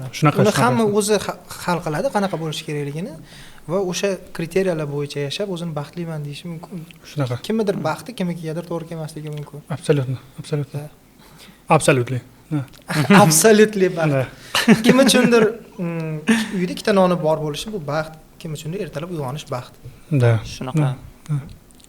Kim uchundir Ferrari olish ham bu baxt emas. Kimgadir kerak. Shunaqa. Xo'p, bilamiz siz doim lutshi kompaniyalarda bo'lgansiz. Bu atrofingizdagi odamlarni aytmoqchiman-da. Juda ham sizni tanishlaringiz bilan birga ko'rilgan doim. Deylik, subyektivdagi atrofingizdagi odamlaringiz bilan yoki u tarqab ketganidan keyin ham siz atrofidagi do'stlaringiz, siz o'ylashingiz bo'yicha o'zi do'st qanaqa bo'lishi kerak? Mani o'ylashim bo'yicha do'st, mani do'stlarim shunaqaki, mani aybimni bilib tursa ham shunaqangi tushuntiradi, men uni yuzimga solmayapti deb o'ylayman-da. Yoki menga Jamshidxon aka shunaqangi do'stki, aslida u meni bo'smaydi. Misol uchun, biz subyektivda ularga u lider мнения-ku. Butun kursning atimi u bo'lsa, lekin ular bizga shunaqangi munosabat qilardilarki, do'stlik qilib hamma narsani o'rgatardilar. Do'st, sizni har qanaqa tomonlama rivojlanishingizga, sizni har tomonlama o'sishingizga bu hech qanaqa narsani o'ylamasdan rozi bo'ladigan, sizni har tomonlama anaqa qiladigan do'st. Bu o'sha do'st не только o'sha sizni krugingizdagi o'rtoqlaringiz, shu ota-ona boshqa, chunki meni ota-onam boshida umuman boshqa sohada ketishimni xohlashgan emas, stomatolog bo'lishimni xohlashgan. Onam ayniqsa shu 16 kollejga topshirib, lekin o'zimni ko'rsatib shunaqa televideniyalarga chiqib, efirlarga chiqib yurganimdan keyin absolyutni ishonishgan. Keyin bo'ldi, nima xohlasang qil, bo'ldi, biz qo'ldan kelgan shart-sharoit qilamiz deyishgan. Xudoga shukr qilaman, hali do'st tanama qilmaganman. Siz ham ularga yarasha do'st bo'la oldingizmi? Ular do'st bo'lganda? O'zimga o'zim baho berishni yomon ko'raman, to'g'risi. Yo'q. agar mana misol uchun o'sha o'rtoqlar mashq podkastni ularga tashlayman, ular узкий kruгimiz bor-da, o'rtoq o'zlaring yozlaring, davay, men sizlarga qanaqa do'stman, ochig'ini yozlaring, izohlarda shu narsani bilib olamiz. Rostdan tashlayman shu podkastni. Keyin odam emas bu. Qazini ber deydi. Nima deyapti, chiqib olib. Lekin nima desa bo'ladi? Insoniylik nuqtai nazaridan qo'ldan kelgancha harakat qilaman. Nimadir harakat ularga ham yordam berishga, qanaqadir oldindan rejalar qilib qo'yaman. Misol uchun o'rtoq mashina olsam, sana boru anaqalaringiz, zakslaringiz o'zim oldindan turib beraman. Nimadir deyman, bir ikkita o'rtoqlarimga. Shunaqa narsalar endi qo'ldan kelgancha o'zim baribir ichingizda bo'ladi-yu. Imkonim boricha harakat qilaman. Чтобы kimdadir qanday kamchilik bo'lib qolsa, umuman do'st bo'lishga harakat qilaman o'zi. Shunaqa. Do'stlarni bu do'stlik ham o'zi tuyg'u-ku, uni buzib yuborish ham oson-da. Deylik, misol uchun pul juda ko'p marta sabab bo'lishi mumkin. Do'stlarning orasida pul roli qanaqa bo'lishi kerak o'zi, sizni o'ylashingiz bo'yicha? Yo'q, hisobli do'st ayrilmas. Misol uchun o'sha biz studiyadagi o'rtog'im bilan ham shunaqa ishlaymiz. Men aytaman, u bilan juda yaxshi qalin do'stmiz. U ham aytadi, что siz birov mana eshitishni yaxshi ko'rasiz, bilasiz, menga dostoyniy fikr aytasiz deydi. Mana unga shunaqa. Xullas, u bilan yaxshi o'rtoqmiz. Va o'shanda ham aytamanki, ba'zida pulli temalar bo'lib qolganda birov kartangizni tashlang, shunaqa joyda hisob kitob qilaylik deb aytishga imkonim bormi, o'sha narsani qilishga harakat qilaman har doim. Pulli o'rni bo'lish kerak, hisobli do'st ayrilmas, lekin misol uchun momentlar bo'ladi. Meni juda ham yaxshi tushunishgan komandadagilar Jamshidxon akadan qarzman haligacha misol uchunda, lekin mana uy olganlarimni bilishganlaridan keyin umuman bu narsani aytishmaydi ham, eslatishmaydi ham. Chunki bilishyapti, что bola harakat qilyapti, shunaqa bo'lyapti. Men undan so'rashim noto'g'ri deb biladilar. Vaholanki o'zlaring hatto uy solib yotibdilar, qanaqa qilibdi. Lekin so'ramayaptilar. O'ylayman, pul menimcha o'rni bor. Chunki pul siz bar iloji yo'q hech qanaqa inson anaqasiga. Hisobli do'st ayrilmas. Shunaqa qilgan eng ma'qul yo'l deb o'ylayman. Qo'ldan kelgancha mana shunga maksimal darajada harakat qilaman, to'g'risi. Chiroyli munosabatlarni qanaqadir hisob kitoblarni deb buzib yuborish. Qalin do'stlik ham buzilib ketishi mumkin deb. Buzilib ketadi. Shunaqa. Endi jamiyatga o'tsak, jamiyatda siz o'zlari haqida ketdi-yu. Shunda juda banallik bo'lishi mumkin. Shuni bergim keldi qanaqa. Oxirgi marta qachon yig'lagansiz? Uy olganimda. Da. Quvonch ko'z yoshlari. Bu quvonch ko'z yoshlari edi. Men o'ylagandim. Taxminan 2 yil oldin men umuman mana butun endi to'g'ri men ipotekaga olganman buni, men vahima qilmay uy oldim, men unaqa odamman debdi. Baribir meni 2 yildan keyin uyim bo'lishi, mana o'zimni xohlagan turmush o'rtog'im bilan shu uyga birga borib viznos qilib anaqa qilishlarim meni hayolimga umuman sig'magan edi. Ya'ni indiyskiy kinolarda bo'ladi-yu. Nimadir muvaffaqiyatga erishgandan keyin yugurib ketadi-yu. Yugurib yig'lab ketadi. Xuddi shunaqa bo'lganda, что uydan chiqqandan keyin to'g'ri yo'l bor. Yugurib ketyapmiz, xotinim bilan birga nimaga yugurayotganimizni o'zimiz bilmaymiz. Prosta xursandmiz, qo'limizda shartnomamizni va ketyapmiz. Olgan uyimiz o'zi 2 xonali edi, o'zi kichkinagina-da, o'zi mayli Alloh barakasini bersin. Baribir oxirgi yig'laganim shu bo'ldi. Undan keyin ham o'zi bitta bo'lgan, lekin bu bir nechta marta bo'lgan. Bu narsani ba'zilarini turmush o'rtog'im ham bilmaydi. Bu sal shaxsiyroq masala. O'shaning uchun ham bu narsani ayta olmayman, lekin o'zi bunaqa narsalarga men unchalik anaqa erkak kishi yig'lamaslik kerak degan narsaga umuman qarshiman. Erkak kishi yig'lamaslik kerak. Tako'y, anaqa erkak ham yig'laydi, bo'ladi. Yo'q, hammada bu tuyg'u aynan ayol uchun berilmagan. Bu narsa imini ko'z yosh chiqishi, boshqa narsalar ayol kishi uchun berilmagan. Bu hammaga berilgan. Va buni ham o'zini qanaqadir falsafasi borki, aynan sizda ham bor bu narsa. Va bu narsani uvillab, dod solib yig'lash nazarda tutganim yo'q. Shunchaki erkak kishi ham yig'laydi va men bu narsaga unchalik ham yomon qaramayman. Erkak kishini o'zini yig'isi boshqacha bo'ladi. Va bu narsani, bu gapimni faqatgina o'sha boshqacha yig'laydiganlar o'zi tushunadi. Nima haqida gap ketayotganini. Reels kesilganda kommentariyada rasm o'qishlari ham mumkin. Tushungan uchun qarshiligimiz yo'q. Shu jamiyatga o'tsak. jamiyatda siz uchun tushunib bo'lmaydigan va oqlab bo'lmaydigan nimadir bormi? Tushunmayman mana shu narsaga, lekin oqlab ham bo'lmaydi bu narsa. Menga teskari motivatsiya beradigan odamlar yoqmaydi. Beamalli. Ya'ni qanaqaki men o'zimni misol uchun mana harakat qilaman ma'lum bitta odamdan o'rnak olishga. To'plistdan ham xuddi shundan boshlangan. Jamshidxon akadan davom etgan shu narsa deylik, o'sha gapirish maneralarimiz, o'zimizni tutishimiz, matallarimiz ba'zida juda bir-biriga o'xshab ketadi. Ko'pchilik aytadi, "Что, sen shogirdsan Jamshidxon akani." No, da biz bitta kompashkamiz o'xshashi bu tabiiy. Shunaqa men ustoz tan olaman ularni. Shunaqa da. Menga yoqmaydigan narsa aynan endi meni faoliyatim ijtimoiy tarmoqlar-ku. Odamlar o'zi umuman boshqa narsadan pul topadi, lekin o'zini shunaqangi ko'rsatadiki, как будто ular nimadir ishchi yorib qo'ygan deb o'ylaysizda. O'sha roliklar qo'yishadi o'zini lifestyle bloglarida.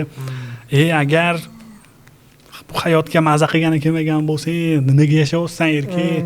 Nada paxat, ishlash kerak, unaqa deyishadi-da. Yashashni o'rgatadiganlarmi? Da, keyin ularning Telegram kanali bo'ladi-da. Telegram kanalda ular bilasizlar nimalar reklama qilishini, boshqa narsa qilishini, o'zligini shunaqangi baxtli, lakshiy hayotni ko'rishadi. Misol uchun, bunga siz aqlingiz yetadi, lekin yosh bola, 16-15 yoshlar bolalar bo'lib, unga bilan wow, mana shunaqa qilsa bo'lar ekan, voy, mana shunaqa narsa ekan, bu bola super giper zvezda, buni miyasi bomba bo'lib yotibdi deyshadi. 5 ismli motivatorlar. Da, shunaqada, afsuski, ularning qilayotgan kontenti ham shunaqa. Ana ulargacha yosh bolalar вообще sig'inadi. Voy bratan, juda respekt etib qo'yishadi. To'g'risi, shunaqalarga juda aniq qarayman. Juda ko'payib ketgan hozirgi payt shunaqalar. Ishoninglar, mana bu narsa mana pul topishni shaxsan men uchun fohishalikdan keyingi eng oson yo'li. To'g'risi. Aynan qimor reklama qilish, men ochiqcha aytaman, qimor reklama qilish bu fohishalik bilan baravar eng oson yo'l hisoblanadi. Shunchaki reklama qilasiz, boshqa narsa qilasiz, yana chiqib turibchani o'zligini anaqa sport zanimatsiya qilib, motivatsiyaga to'lib ketishayotganlarni qilishadi. O'rtoqlar, bizga butun jamoamizga oyiga 2-3 martalab chiqadi. Qimor anaqalar yaxshi summada taklif qilishadi. Katta summada taklif qilishadi. Ko'z o'ynaydi ichkarida ko'shayton. Davay bitta reklama qiling, qarang, ipotekani olib olasiz kirasiz. Bitta mashina olaman deyib, Sparkni hajabi deydi-da, lekin yo'q o'rtoqlar. Bu nafaqat diniy nuqtai nazardan-da, bu dunyoviy nuqtai nazardan ham siz bitta butun boshli insonni hayotini tubdan o'zgarib ketishiga sababchi bo'lasiz. Tubdan o'zgarib ketishiga. O'shaning uchun ham kimdir o'sha qimor reklama qilib o'zini da qo'yib, "Va, zvezda bo'lib ketayotganini ko'rsatayotganini ko'rgan bo'lsanglar, qo'ya qoling. Bilinglarki, o'sha odam deyarli fohishani ishini qilyapti. Pul topishni eng oson ishini yo'lini topgan. To'g'risi. Meni fikrim bo'yicha shunaqa. Sizlar uni kumir qilib yuribsizlar. Da. Hozir agar o'sha narsadan qo'rqmasdan qilib o'rganingizda hozirgidan ko'ra ancha yaxshiroq yashayotgan bo'lasiz. Misol uchun, da.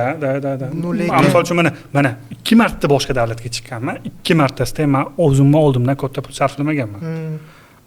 Jamoa aniq qilganda, misol uchun, ular yurishadi-yu, takoy har xil davlatlarda, hech kim uncha ko'rmaydigan odamlar bora olmaydigan joylarga borishadi-yu, da, lekin Mamedda men shu narsaga amin bo'lganmanki, keyin bitta prinsip bor bizda. Men misol uchun Sardor Faxriddinov o'rtog'imda, men unga aynan u orqali shu narsani tushunganman. Sardorga oxirgi 2 yildan beri o'rtoq, sen mana shunaqa ish qilishing kerak. Mana shunaqa qilishing kerak. Mana bunaqa ish saniki deyveraman deb, o'rtoq menga bundoq qarab turadi-da. Xo'p, o'rtoq, xo'p deydi. Men bilan talashgisi kelmaydi, o'zini g'oyalarini ommaga aytgisi kelmaydi-da. Keyin bitta shunaqa harakat qiladi, u ovozi bo'ladi. Hozir xuddi shunaqa harakatdan ketma-ket 6-si bo'ldi mana ham klip. Ya'ni moda. Shunaqangi hozir o'rtog'im darajadaki, u bilan hozir butun O'zbekiston shou biznes vakillari qiziqishyapti.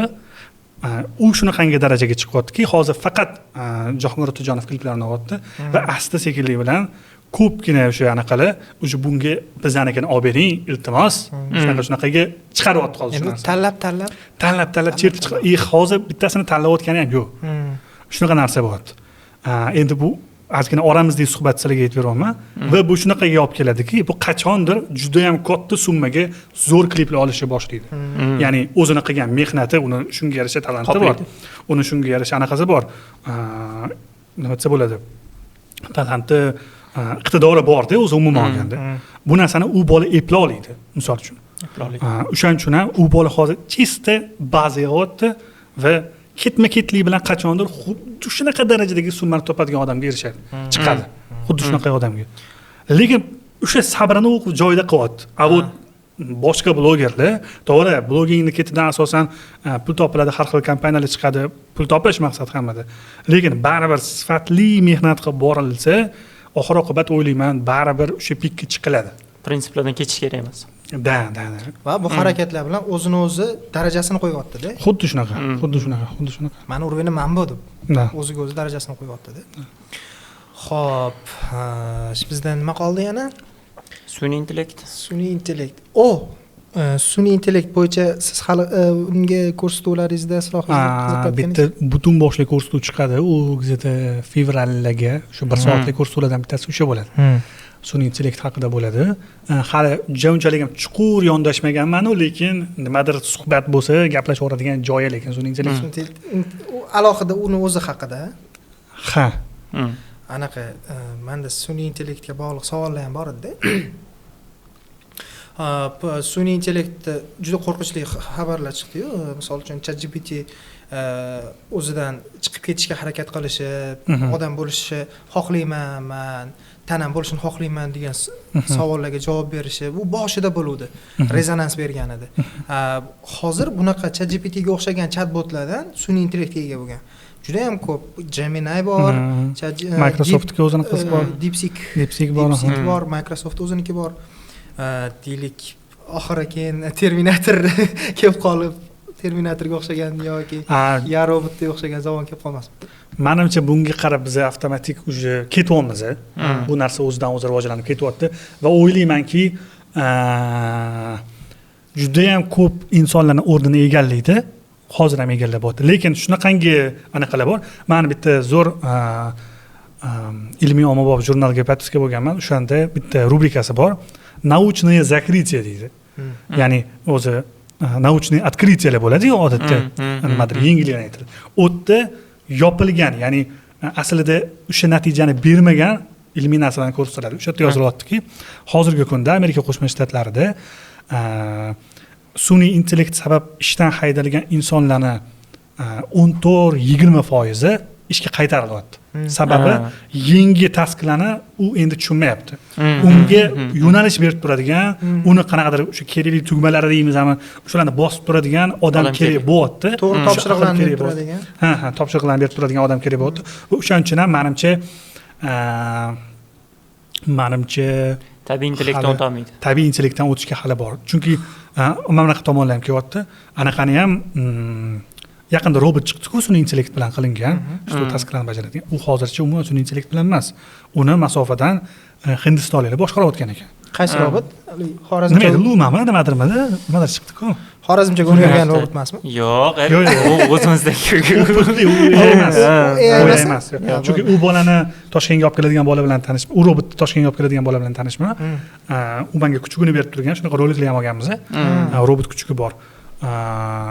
Hamma o'ylaydi, что bu o'zi his qiladi-da. Yo'q, hammasi telefonda boshqariladi. U o'ynashi ham, boshqa narsalar ham hammasi yuklatiladi va hozircha mana aytilyapti, men o'qigan sun'iy intellektga oid narsalarda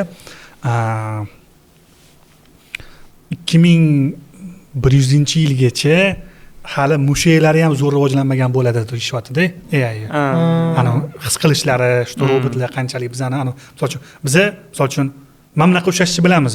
Ular mamlaqa qo'shashni bilishi mumkin-da, faqat aynan shu darajagacha, misol uchun har bitta mushak ishlaydigan darajagacha chiqishigacha hali ancha bor deyishyapti. Bu taxminan 2100 sal adashgan bo'lishi mumkin, lekin ancha katta muddat ko'rsatishdi bu narsaga.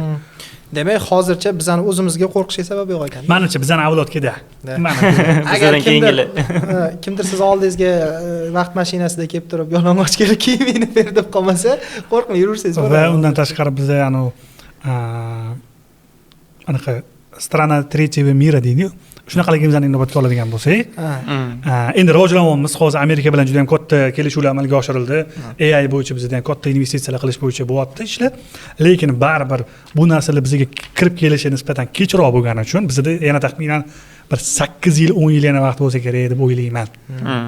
Yana bilmadim, balki rivojlanishimiz yanada temp yuqorilashib ketib qolsa, balki sizga o'xshagan odamlar ko'payib ketsa, biz ham tez rivojlanib ketarmiz. Men ham o'zimni, men qanaqa odamman, shu rivojlantirmoqchi. Da, fikr bo'yicha odamlarni qisman o'zgartirgan bo'lishi mumkin. Shunga harakat qilaman. Nima deydi? Shunchaki eshitgan ma'lumotini research qilish o'zi ham katta yutuqda O'zbekiston uchun, men o'ylashim bo'yicha. Chunki shunaqa narsalarga ishontirib yuborish mumkin bizda odamlarni. Shunaqa. Haligi juda bir ishonish ana Alisher Usmonov anaqasi Alisher Usmonov nimasi sizga qoldi degan narsaga ham qancha odam ishongan shunaqa. Mana shunaqa narsalarga ishonmaydigan darajaga chiqqanimizda menimcha. Yo'q, lekin buni qaysi avlod vakillari qilayotganiga ham bog'liq. Masalan, u kontent, unaqa turdagi videolar asosan shu 40+ yoshdagi insonlarga qilinadi. Ular internet haqida qanchadir tushunchasi bor. Hozir bu yerda sun'iy intellekt, qanaqa deepfake nima bu deb ular uchun. U shunaqa narsa bo'lib ketib qoldi. Shuning uchun bu yerda ular uchun Alisher Usmonov rostdan aynan unga Abdullajon Yusupovga murojaat qilib, "Mani vasiyatim sen uchun qoldi. Men keyindan o'laman va deylik 15 milliard dollarim aynan sen uchun qoldi. Hozir senga SMS keladi. O'shani men ketib borsam bo'ldi dego'yda. Shunaqa bo'lib turibdi-da, misol uchun. Bu asosan bu kontingent endi baribir ularga o'rgatish nisbatan qiyin bo'ladi.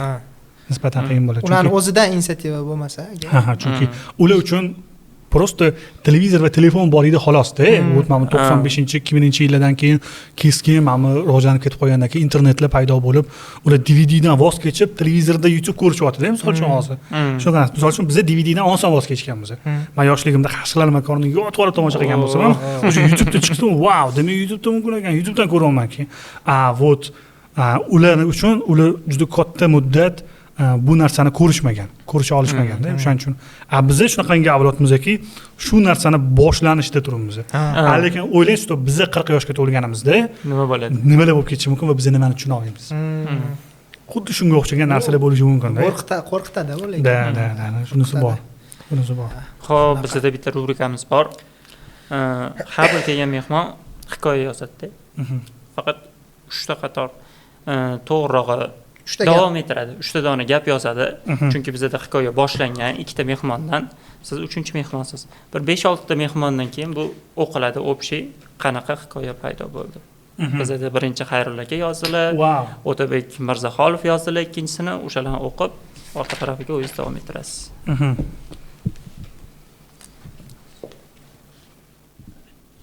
Hayot rosti teatriga o'xshaydi. Borgan sari rollar taqsimoti aniq bo'lib boryapti. Faqat muammo bittaki, odam o'zining rolini bilib ola olmaydi. Yoki bo'lsa-da mas'uliyatdan qo'rqib, bilsa-da.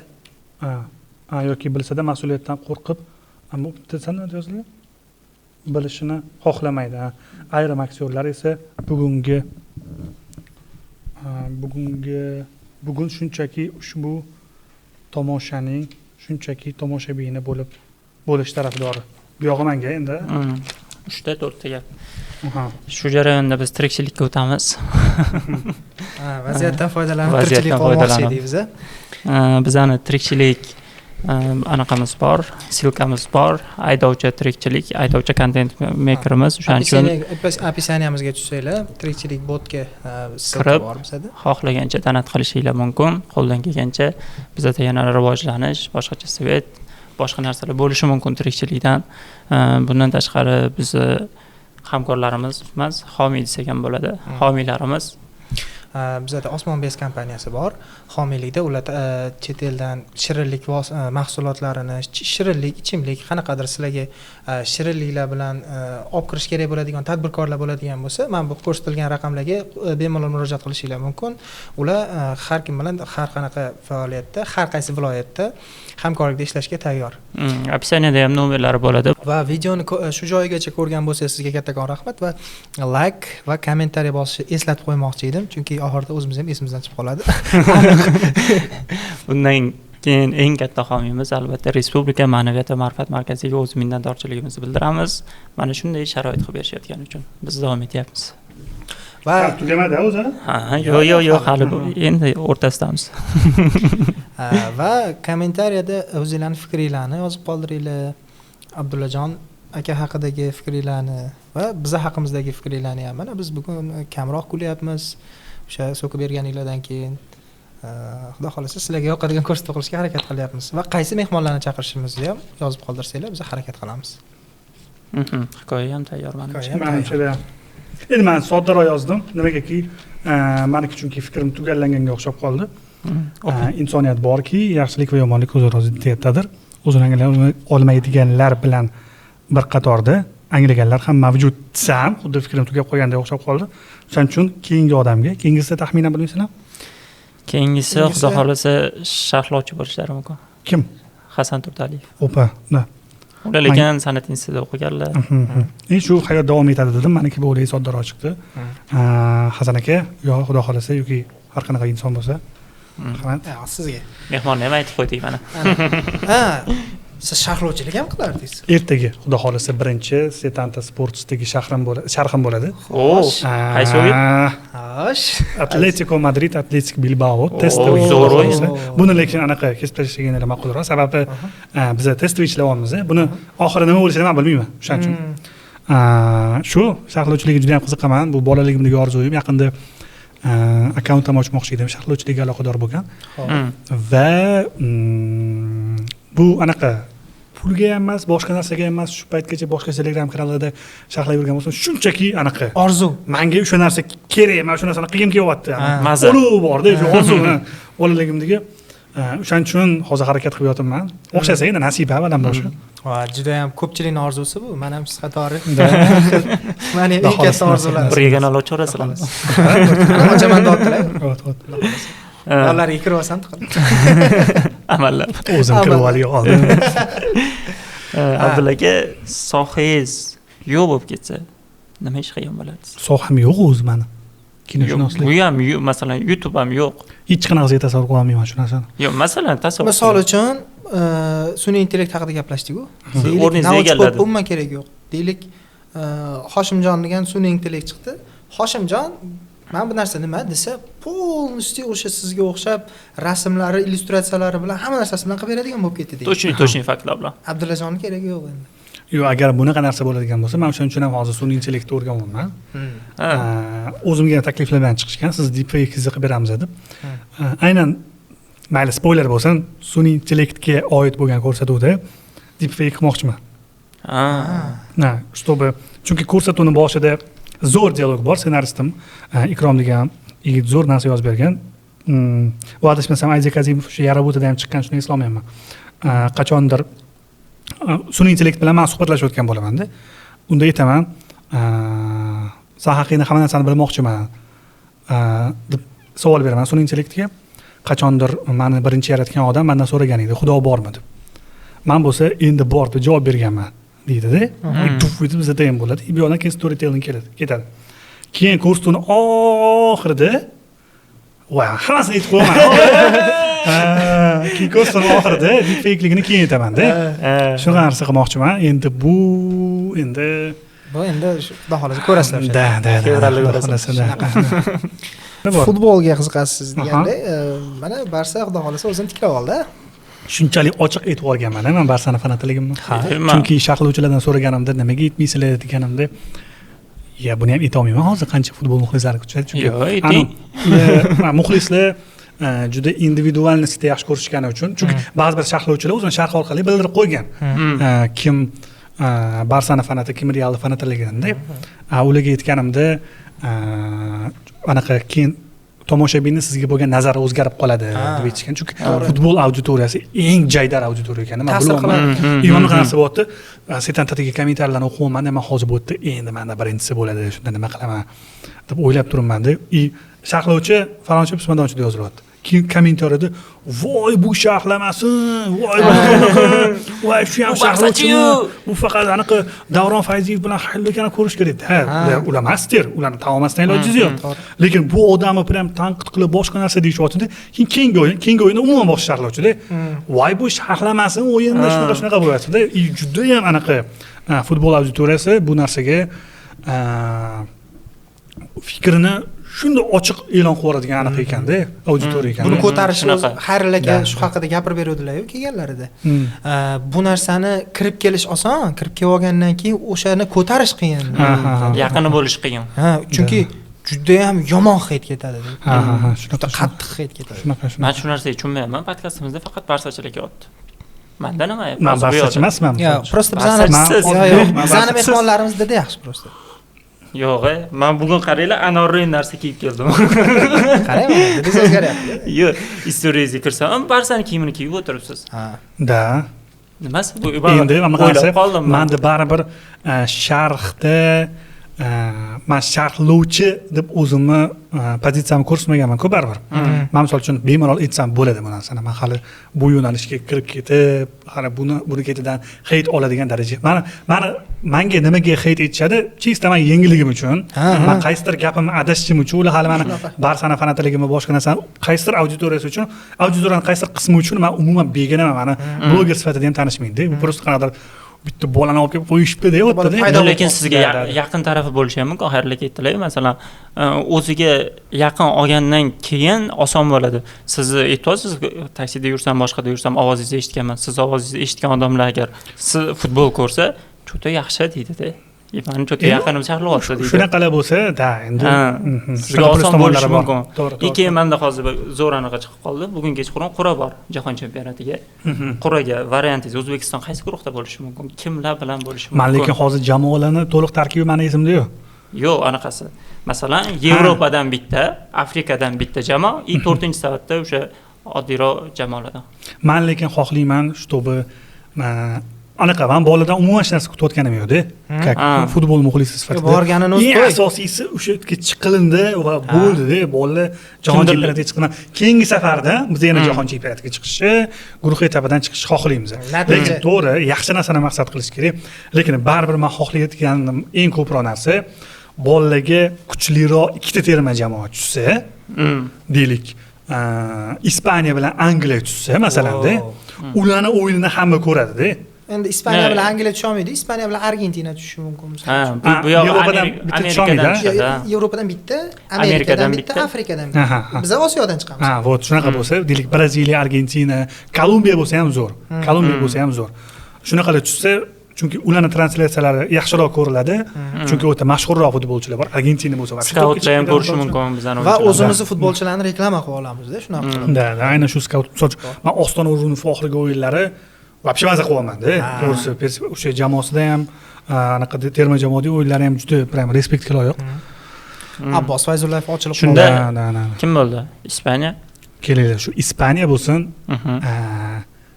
bu yoqda Argentina bo'lsin. Chunki yoki men atakendi Portugaliya, Argentina bo'lsa, bu вообще fantastik bo'ladi. Ya, unaqa bo'lmaydi. Lekin men xohlayman aynan shu ikkalasi bilan birga o'ynashini, qaysi biri bilandir. Chunki ana Ronaldo uchun ham bizanikilarni Ronaldo bilan ko'rishishi bu juda zo'r holatda. Juda ham zo'r holat. Messi bilan ko'rishishi alohida zo'r holat, lekin Ronaldo aynan o'sha davrda hozir o'sha 1000-golga yaqinlashayotgan bo'ladi. O'sha yerda urishi golini yoki o'shalar bilan birga bo'lishligi bolalarga ruhiyatiga zo'r ta'sir qiladi deb o'ylayman. Xohlayganim menimcha deylik shu Ispaniya, endi hozir Ispaniya bo'lsa, Portugaliya qolib ketadi. Ispaniya bo'lsa Portugaliya qolib ketadi. Portugaliya, Braziliya, shunaqa. Deylik Portugaliya, Braziliya, O'zbekiston bitta bizga chiqishimiz uchun oddiyroq komanda kerak. O'sha Hamilton, Cabo Verde anaqalarmi? Cabo Verde, Curaçao bor. Bir bola orollar. Bitta shunaqa Ferrero orollari bor. Shunda 3-o'rin bilan chiqish imkoniyati bor. Lekin Italiya ham kelib qolishi mumkin. yo'q, Italiya, Turkiya bor. Italiya bilan Turkiya bor bu tarafda. 3-savat bo'ladimi Italiya keladi? 4-savat. 4-savat. 4-savatdan bizga tushishi mumkin. Italiya yoki agar Turkiya bunaqa- tushishi mumkin. Italiya bo'lsa ham to'p bo'ladi. Top bo'ladi, lekin keyin biz Yomon bo'ladi. Yo'q, lekin o'sha gap, men umuman hech narsa kutmayapman. Просто ular borishsa mazza qilishsa, To'g'ri. undan keyin tipa o'sha Xames bilan yuz bergan vaziyat yoki o'zimizdan Odil Ahmedov bilan yuz bergan vaziyatlar bo'lib ham tarqalib ketsin-da, bolalarda qanaqadirda. Bizga ham такой mashtiyda futbolchimiz bor desa, misol uchun Angliyada yana bitta.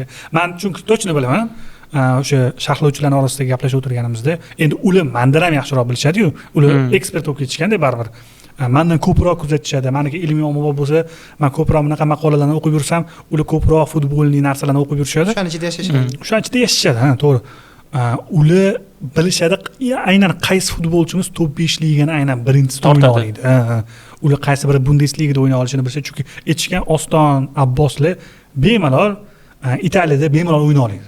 Ortiqcha qiyinchiliksiz. Ortiqcha Yana himoyachimiz Turkiyada o'ynaydigan Hamraliyevmi? Yo'q. Anaqa. Aliqulov. Aliqulov ham bemalol hattoki Italiya, Ispaniyaga ham tortadi deyshadi. Shunaqa. O'shani eshitganimda quvongan edim rostdan ham. Undan ham ko'paysa undan ham zo'r. Alijonov javob kiradi. Alijonov Paxtakorda o'tyapti umrlar ekan. Shartnoma imzoladilarmi darshiyani hozir? Yo'q, bo'lib qolishi mumkin. Bo'lib qolishi mumkin yangilik. O'zbek futboli ham juda ham rivojlanyapti. Bu mavsum ancha yondirib tashladi. O'tgan mavsum lekin ana kubok o'yinlari vobshe bo'lgan edi. Siz o'zi ko'rasizmi o'zbek futbol? Endi rivojlantiryapman. Yo'q, endi rivojlantiryapman. Bizning qarana mediada bo'lganimiz uchun biz mediada ko'proq bizga ko'rinib qolgan narsaga e'tibor qaratamiz-da. Biz majburmiz, chunki televizor ko'ra olmaymiz, boshqa narsa ko'ra olmaymiz demay, o'zimiz ko'p ish qiladiganda. O'shaning uchun ham oxirgi payt PFLniki anaqalar ko'p rekomendatsiyadan chiqdi. O'zim obuna bo'ldim o'shandan keyin. Sharhlovchilarning kanallariga ulanib olganimda bugungi o'yin qat'iy kuchli bo'ladi deganda ko'rib qo'yaman. O'rtada 15-20 minutni ko'raman. Normal o'yinki oxirigacha ko'raman. Shunaqa narsalar bo'lyapti. Va bu respekt, aytilayotgan narsalar ham bir marta Muhammad Ali aka bilan o'tirganimizda stadionlarga qanaqa o'zgartirish kiritilganligi, Bunyodkor stadionni ichkaridan ko'rdik-da. Stadion ilgari tekis bo'lgan, o'sha ko'tarib, mamlaqasiga mundoq qilishgan ekanda stadionni. Atayin чтобы to'p ko'proq harakatda bo'lishi uchun bu shunaqa qilingan ekan, qanchadir $1000 rasxod qilingan unga deyilyapti. Bu hammasi futbol yanada zo'rroq bo'lishi uchun. Ana tomoshabin mazaq tomosha qilish uchun qilinlar ekan. Aynan sizlar ham bilamidinglar o'zi, men tekis bo'ladi deb o'yladim. Qo'ylanimi? Yo'q, bu anaqa uchun-da. Sug'orilgan paytda chiqib ketishi uchun. Chunki suv yig'ilib qoladi-da bo'lmasam. Aynan sug'orish uchun deysiz. Sug'orish tizimi uchun o'zi bu bunaqa qilishi stadionni. Men eshitganimda to'p ko'proq harakat qilish uchun deyilgan. Bo'lishi mumkin, to'p ko'proq harakat qilish bo'lishi ham mumkin. Hatto bunaqa bo'lsa ham ko'proq harakat qiladi baribir. Unda markazga tushib qoladi. Misol uchun paslarda, misol uchun jarima maydonchasini oldilarida nisbatan chiqiyaroq bo'lar ekanda. O'shanda bu degan anaqa futbolchilarga qulay bo'lish shart emas. Futbol bu tomoshabinlarning o'yini deb shunaqa qilingani, shunaqa g'oyaza bor ekan. Eshitdi, "Wow" dedim. Menga ham yangilik bo'ldi lekin. Shunaqa, o'shanga hozir juda ham ko'plab stadionlarimiz shunaqa qilinayotgan ekan. Paxtakor rekonstruksiya qilindi, Bunyodkor shunaqa narsalar bo'libdi. Yangi stadion qurilyapti. Vot, shunaqa. 55 minglik. 50 ming. Eng kattasi bo'ladi, eng zo'ri bo'ladi. Bu yoqda bo'ladi. Yangi O'zbekistonda bo'ladi. Va o'sha o'yinlarni xudo xolasa Abdullajon aka ham sharhlashib boshlaydilar. Nasib, xudo xolasa. Xo'p, bilis savollar. Bilis savollarga o'tsak ham bo'lar. Demak, o'qituvchi bo'lganingizda qaysi fandan dars bergan bo'lardingiz? Fizika yoki kimyo? To'g'ri, juda ham anaqa qo'sh tirnoq ichida aytganda juda ham sehrli anaqadek bular yo'nalishlarda. O'shaning uchun juda o'zim yaxshi ko'raman shunaqa narsalarni, videolarni ko'rib o'tirishlarini. Tajribalar qilish anaqa. Aynan shunaqa kontent qadimiy boshlayman. Boshlaysizmi? Xudo xolasa. Vaqti spoiler. Shunaqa. Wow. Biza anaqa tipi insightlar beryapti ko'rsatuvimizda. Ana konsertdan oldin insightlar beradi, shunaqa qilyapti. Zo'r lekin. Lutcha ba'zi bir momentlarini yana aniq qilarmiz. Kesib tashlagan nisbatan yaxshiroq, chunki baribir raqobat boshqa narsa. Gaplashamiz. Oila yoki karyera? Buni bir vaqtda javob berib bo'lmaydi. Tez aytish kerak. Xo'sh. Erkak kishi uchun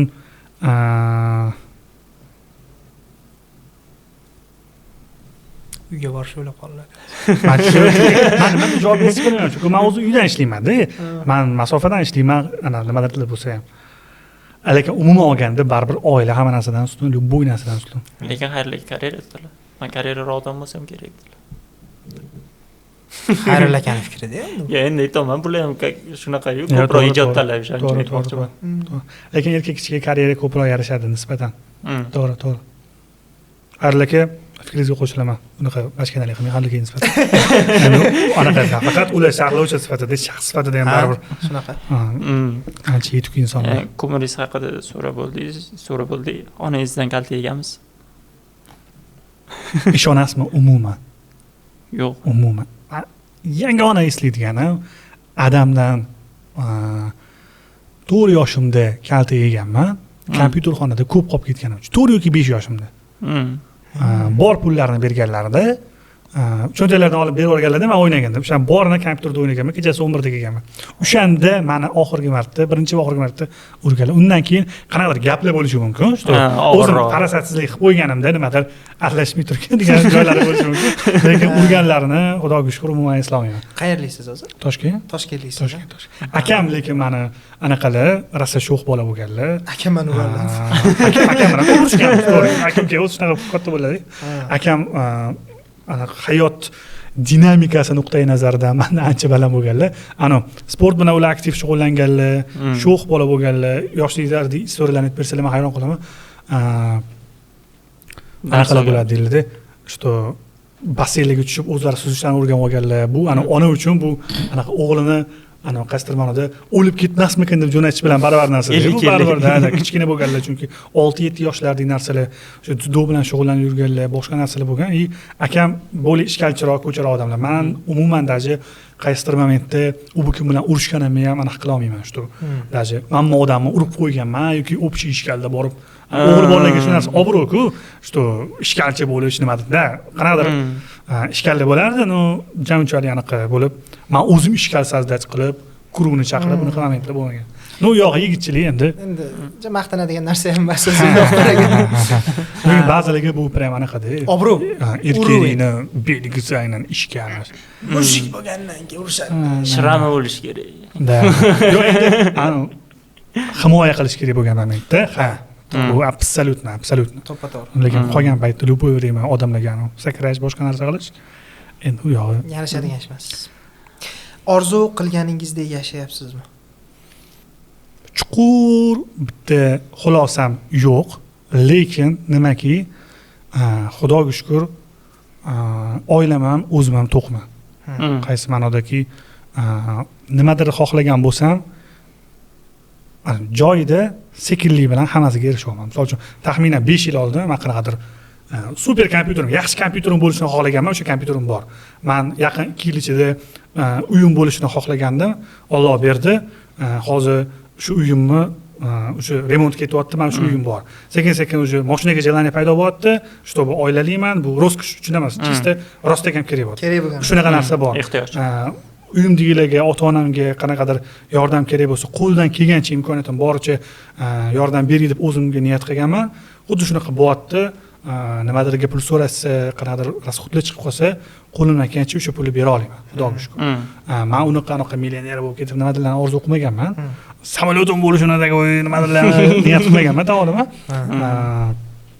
Lekin baribir bu yerda nolish degan so'zga umuman o'rin yo'q. Chunki o'zi shaxs sifatida masalan bitta zo'r narsani aytishim kerak, juda ham zona komfortidagi odam bo'lganman. Juda ham va shunaqangi odam edimki, aytdim-ku, men oddiy oiladan chiqqanman. Adam oddiy anaqa haydovchilar, men shu o'qishim, boshqa narsa, hamma narsamga обеспечить qilib maksimal harakat qilishgan.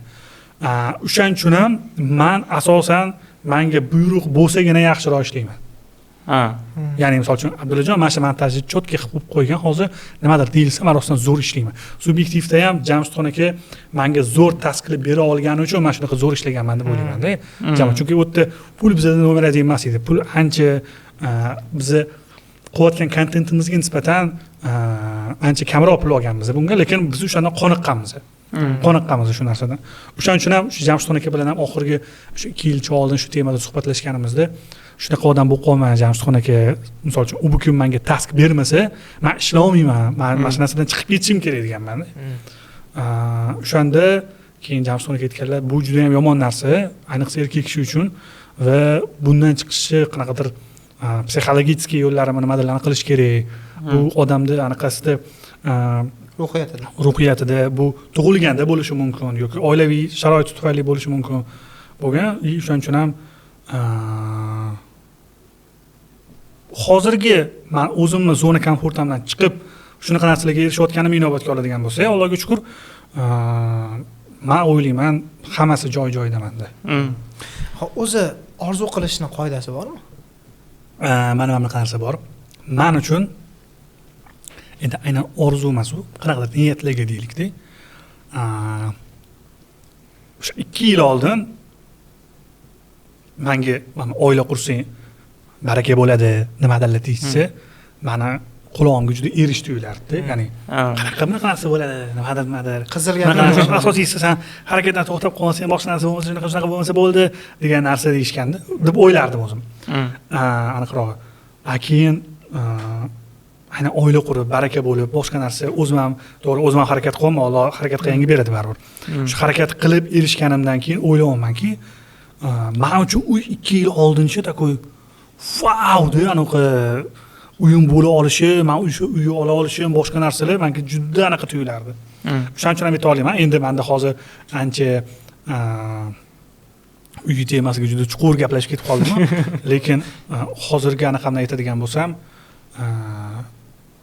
odam imkoniyatimdan qilayotganim uchun, imkoniyatimdan kelib chiqib qilayotganim uchun, menimcha o'zi aslida imkoniyatdan kelib chiqib orzu qilish kerak-da. To'g'ri, shunaqa, lekin o'sha narsa bor-da, menda o'sha oila qurganimdan keyin tubdan o'zgarish bo'lib ketib qoldi-da. Ya'ni men bu narsaga tayyor edim, bunaqa o'zgarishlarga. Lekin shu yetkazayotgan narsalarga men bunchalik erishib keta olmayman deb o'ylamagan edim. To'g'risi. To'g'ri, men ishlayotgan narsalar ham o'zi ancha kichkina, даже juda ham maishiy narsalar, shu o'zbekchilikdagi narsalarga o'xshashlar narsa, uy, joy, boshqa narsa. Lekin men o'zimni birinchi uyim bo'lishi, boshqa narsalar deb o'ylayman, menimcha. Odam orzu qilganga yarasha harakat qilishi ham juda ham muhim. Harakat qilish kerak. Men o'zimni superga harakat qilayotgan inson sifatida ko'rmayman, lekin baribir shunchaki siz Maybach orzu qila olmaysiz-da, shunchaki Porsche 911 orzu qila olmaysiz, shunchaki Gelikka orzu qila olmaysiz-da. Shunga yarasha siz bilimingiz, saviyangiz, ne только harakatda, shu bilimingiz bo'lish kerak o'shanga yarasha. Siz o'shanga yarasha dunyoqarashingiz bo'lish kerak deb o'ylayman. Demak, orzular imkoniyatlardan kelib chiqish kerak ekanda. Aynan bunaqa emas xulosa lekin. Ko'zingiz yetsa, o'sha narsani qila olishingizga, o'shani eplay olaman deb o'ylasangiz, o'shani orzu qilish kerak edi. Endi ko'zing yetadigan narsani orzu qilasan. Sen mana hozir masjidda o'tirib turib Maybach orzu qila olasanmi? Ertaga Maybachim bo'ladi yoki bir oydan keyin Maybachim bo'ladi. Men orzu qilaman, lekin u narsaga eplashim yo'q, u prosta orzu-da, u как maqsad sifatida orzu qilishing kerak sen. Demak, orzu emas, maqsad qo'yish kerak ekan deyapman. Shunaqa deb o'ylayman, aynan Farhod akani misollarida, chunki men Farhod aka bilan bitta joyda o'sganman. Вообще Buruordan hozir Farhod Manopovda bitta maktabda anaqa qilganmiz, bitta mahallada katta bo'lganmiz ular bilan. Ular meni san'atga kirishimga sababchi bo'lgan odamlardan bittasi, sahnaga olib chiqib, o'zlari KVNga olib chiqib o'ynayotganlar. Ularni misol uchun o'sganliklarini ko'rib, men ularni Matizda paytlarida ko'rganman-da. Keyin institutga birga topshirganimizda Spark olganlar. Keyinroq ko'rishganmiz, men u payt televideniyada o'sha oxirgi payt ishlayotgan paytlarim edi. Unda o'sha Gentrada ko'rganman, anaqa Instagramlarda. Keyin o'sha oxirgi avtomobillari o'sha onalarga Tracker olib berdilar, keyin Kia K5 oldilar va o'ylaymanki, o'sha maqsad qo'ygan to'g'riroq va unga erishish yo'llari bittada bo'lmasligini tan olish kerak. Ya'ni siz bittada o'sha Maybach ola olmaysiz. Harakatdan to'xtab qolish kerak. Boshlashingiz mumkin siz ham. Sekin-sekin chiqib olinadi deb o'ylayman. Farhod Manopov madaniyat o'qiganlar. Topshirganlik Wow, yangilik bo'ldi bu ham. Men bitta narsaga hozir e'tibor berdim-da. Ikkita podkastdan beri e'tibor beraman, to'g'rirog'i. Otabek Mirzaxolov Jahongir Poziljonov haqida ko'zlari yonib gapiryapti, ustozlari. Siz ham Jamshid Ziyoxonov haqida juda to'lib gapiryapsiz-da. Hayotda ustoz muhimmi? Diplomsiz harakat qilganlar bor yo prosta hunar boshqa qilib ustoz haqida fikringiz? Ustoz bu juda ham muhim. Chunki men o'ylayman, men qaranglar, men 2016-yil faoliyat boshlagan bo'lsam, aynan media sohasida umuman Jamshidxon aka kelgunga qadar tekstlar yozardim, boshqa narsalar edi, zo'r tarjima qilardim, boshqa edi-yu, lekin aynan noldan ko'rsatuv qilishda, fact checking qilishda, odamlarga yoqadigan narsa qilishda aynan buni o'zini formulalari bo'ladi. Любой narsani formulasi bo'ladi. Absolutно любой narsaniki. Aynan shu narsalarni o'rgatgan odam menga u odam bo'ladi. Aynan ish yuzasidan. Lekin baribir insoniy nuqtai nazaridan menga qilgan muomalasi ular paydiyu hozir O'zbekistondagi nomer 1 content maker. Men uchun shaxsan. Menimcha tomoshabinlar uchun ham. Ularning kontentlarini ko'rsangiz maza qilasiz. Shunga qaramasdan ular bizga qiladigan muomalalari, ya'ni to'g'ri muomalalari, biz bilan to'g'ri gaplashishlari, ular paydiyu tipi mana shunaqa qilib qo'yarsizlar bolalar deb chiqib ketishlari ham mumkin edi ba'zi bir rahbarlarga o'xshatib. Biz bilan o'tirib, brainstormlar qilib, bilardilar, что biz o'lasiz, ular ham bizasiz hech narsa qila olmaymiz. Biz birlashib katta kuchmiz. Aynan ishi deylik 70% ularda bo'lsa, shu 30% ni o'rnini bilgan, his qilganlari uchun ham ular bilan biz zo'r ishlaganmiz. Ular даже bizga o'zlarini sizlarni ustozinglarman deb bir marta aytmagan bo'lsalar ham, biz bu narsani tan olamiz deydi. Shu butun jamoamiz bo'lib turib, siz qanaqa qilib o'zingiz shaxs sifatida, odam sifatida siz bilan birga ishlab shuncha narsani yo'q buni mana bunaqa emas, bunaqa qilish kerak deb aniq to'g'ri aytgan odamni siz ustoz deya olmaysiz. Shunaqa narsada. Shunaqa. O'shaning uchun ham ayta olaman, bu odam o'zi umuman insonlar hayotida bo'lsa ustoz katta rol o'ynaydi. Juda ham katta rol o'ynaydi. Chunki men institutni yomon ko'rardim. Madaniyat institutini. Keyin tushunib yetdimki, o'tda shunaqangi kuchli bazali o'qituvchilar borki, shunchaki talabalarni o'zi ularning oldiga bormaydi. Topisholmaydi.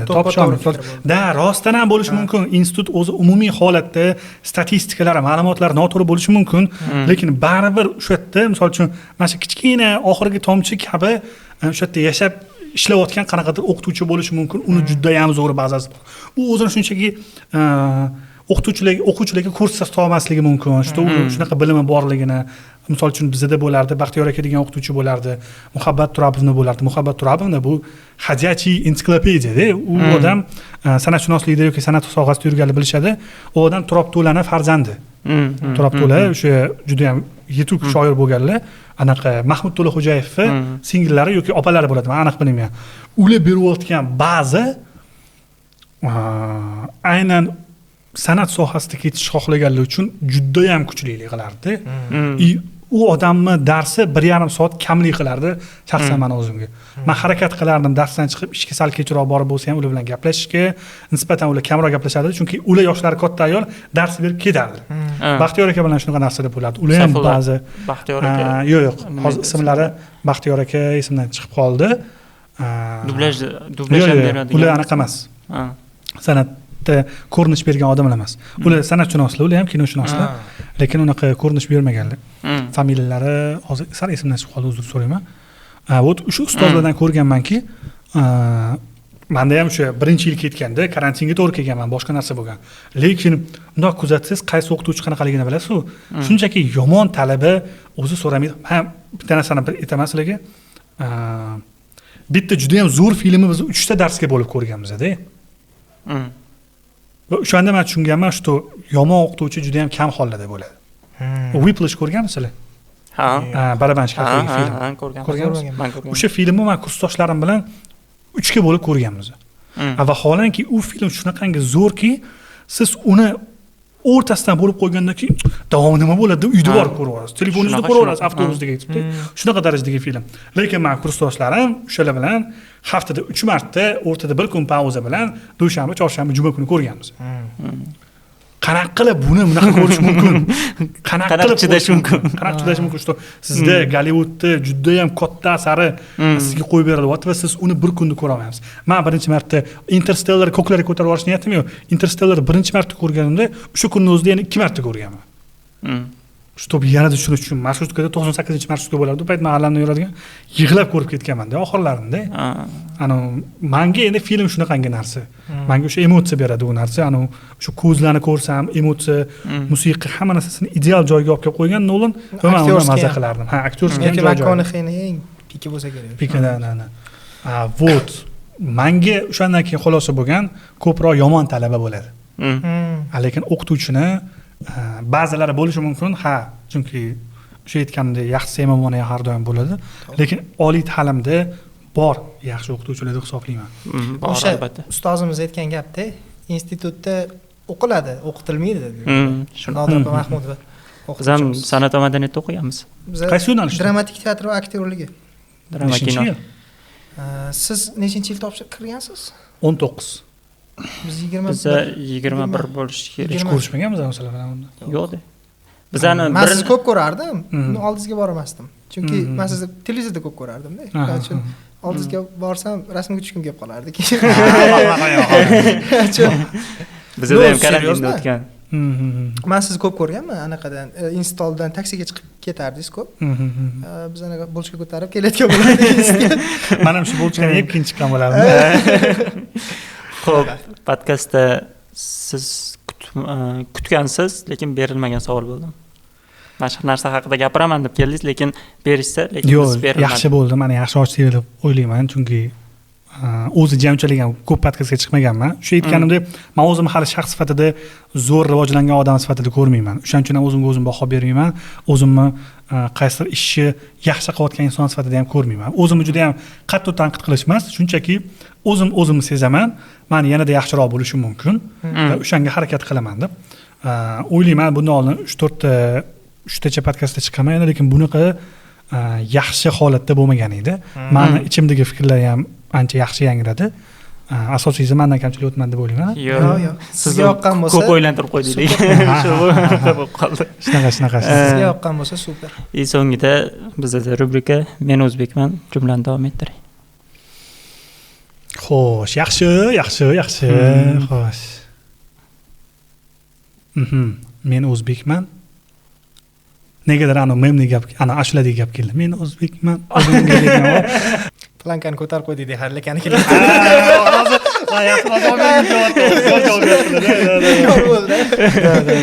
Men o'zbekman.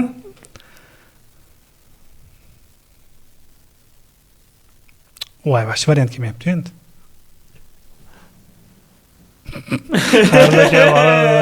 Plank ko'tarilib ketdi. Sog' bo'lasiz. Qarab turdilar, titrjini. Rasmga qo'yiladi. Xo'sh. Wow. Nahotki bitta fikr kelmayapti, bunaqa temaga. Menimcha kallaga birinchi kelgan fikr eng to'g'risi bo'ladi mana shunaqa paytda. Men o'zbekman, o'zimga bekmanmi? Bu juda menimcha tем более bo'lgan ekan. Xo'sh. Che desangiz shu. Genial javobda lekin bor.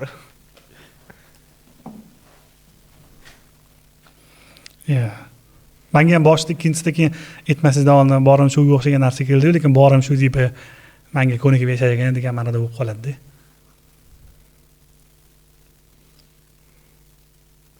Men o'ylaydigan bo'lsam agar hozirgi bo'layotgan ishlardan inobatga oladigan bo'lsak, hali hammasi yaxshi bo'ladi. Men o'zbekman. Boshdan-a? Men o'zbekman, hali hammasi yaxshi bo'ladi. Super. Kattakon rahmat. Endi bitta dastxat qo'yib bersangiz. Dastxat shartmi? Oppa. O'zingizni qo'lga olib turibsiz. Men o'zbekman. O'zingizdan qo'lga oling. Просто dastxatni o'zim yoki ismini yozish kerakmi? Xohlagan narsangizni yozsangiz bo'ladi bundoq qaraganda. Esichu yana bitta xabar, Abdullajon Chapaqa ekanlar. Shunaqa 27 yil bo'ldi. Xolasa. Xo'p, rasm yopishtirib olamizmi? Kamerani olsalar. Bo'ldi? Ha, bo'ldi. Lekin maza qildim bor. Biz ham maza qildik. Qachon kelsam bo'ladi ikkinchi? Xudo xolasa. Kelaman desangiz biz har doim tayyormiz. O'zim yopishtiraman buni. Olib tashlaysiz o'zingiz. Siz kamerani oling. xatga yoztiring. Bunaqasimi? Ha, Bunaqasi emas, a? farqi yo'q, xohlanglar. Baribir to'ldiramiz mana shunaqa qolsa. Rahmat emas. Aha. Wow. Ana. Zo'r. Bo'ldi, rahmat kattakon. Ha, aytgandek, bu yoqda kameralar ishlayaptimi? Sani sizniki turibdi ijod. Ha. Rahmat kattakon hammaga. Men stolimni olib qo'ydim shoshilib. Sizlar bilan Abdullajon Yusupov bo'ldi. Men Nurdavlat Yoqubjonov, Savriddin Xalilov. Hammaga rahmat. Keyingi ko'rsatuvlarda ko'rishguncha. Ko'ringlar. Dovcha gurung bu, dovcha gurung. Dovcha gurung. Dovcha gurung. Ha, dovcha gurung. O'zbekcha, o'zbekcha, o'zbekcha.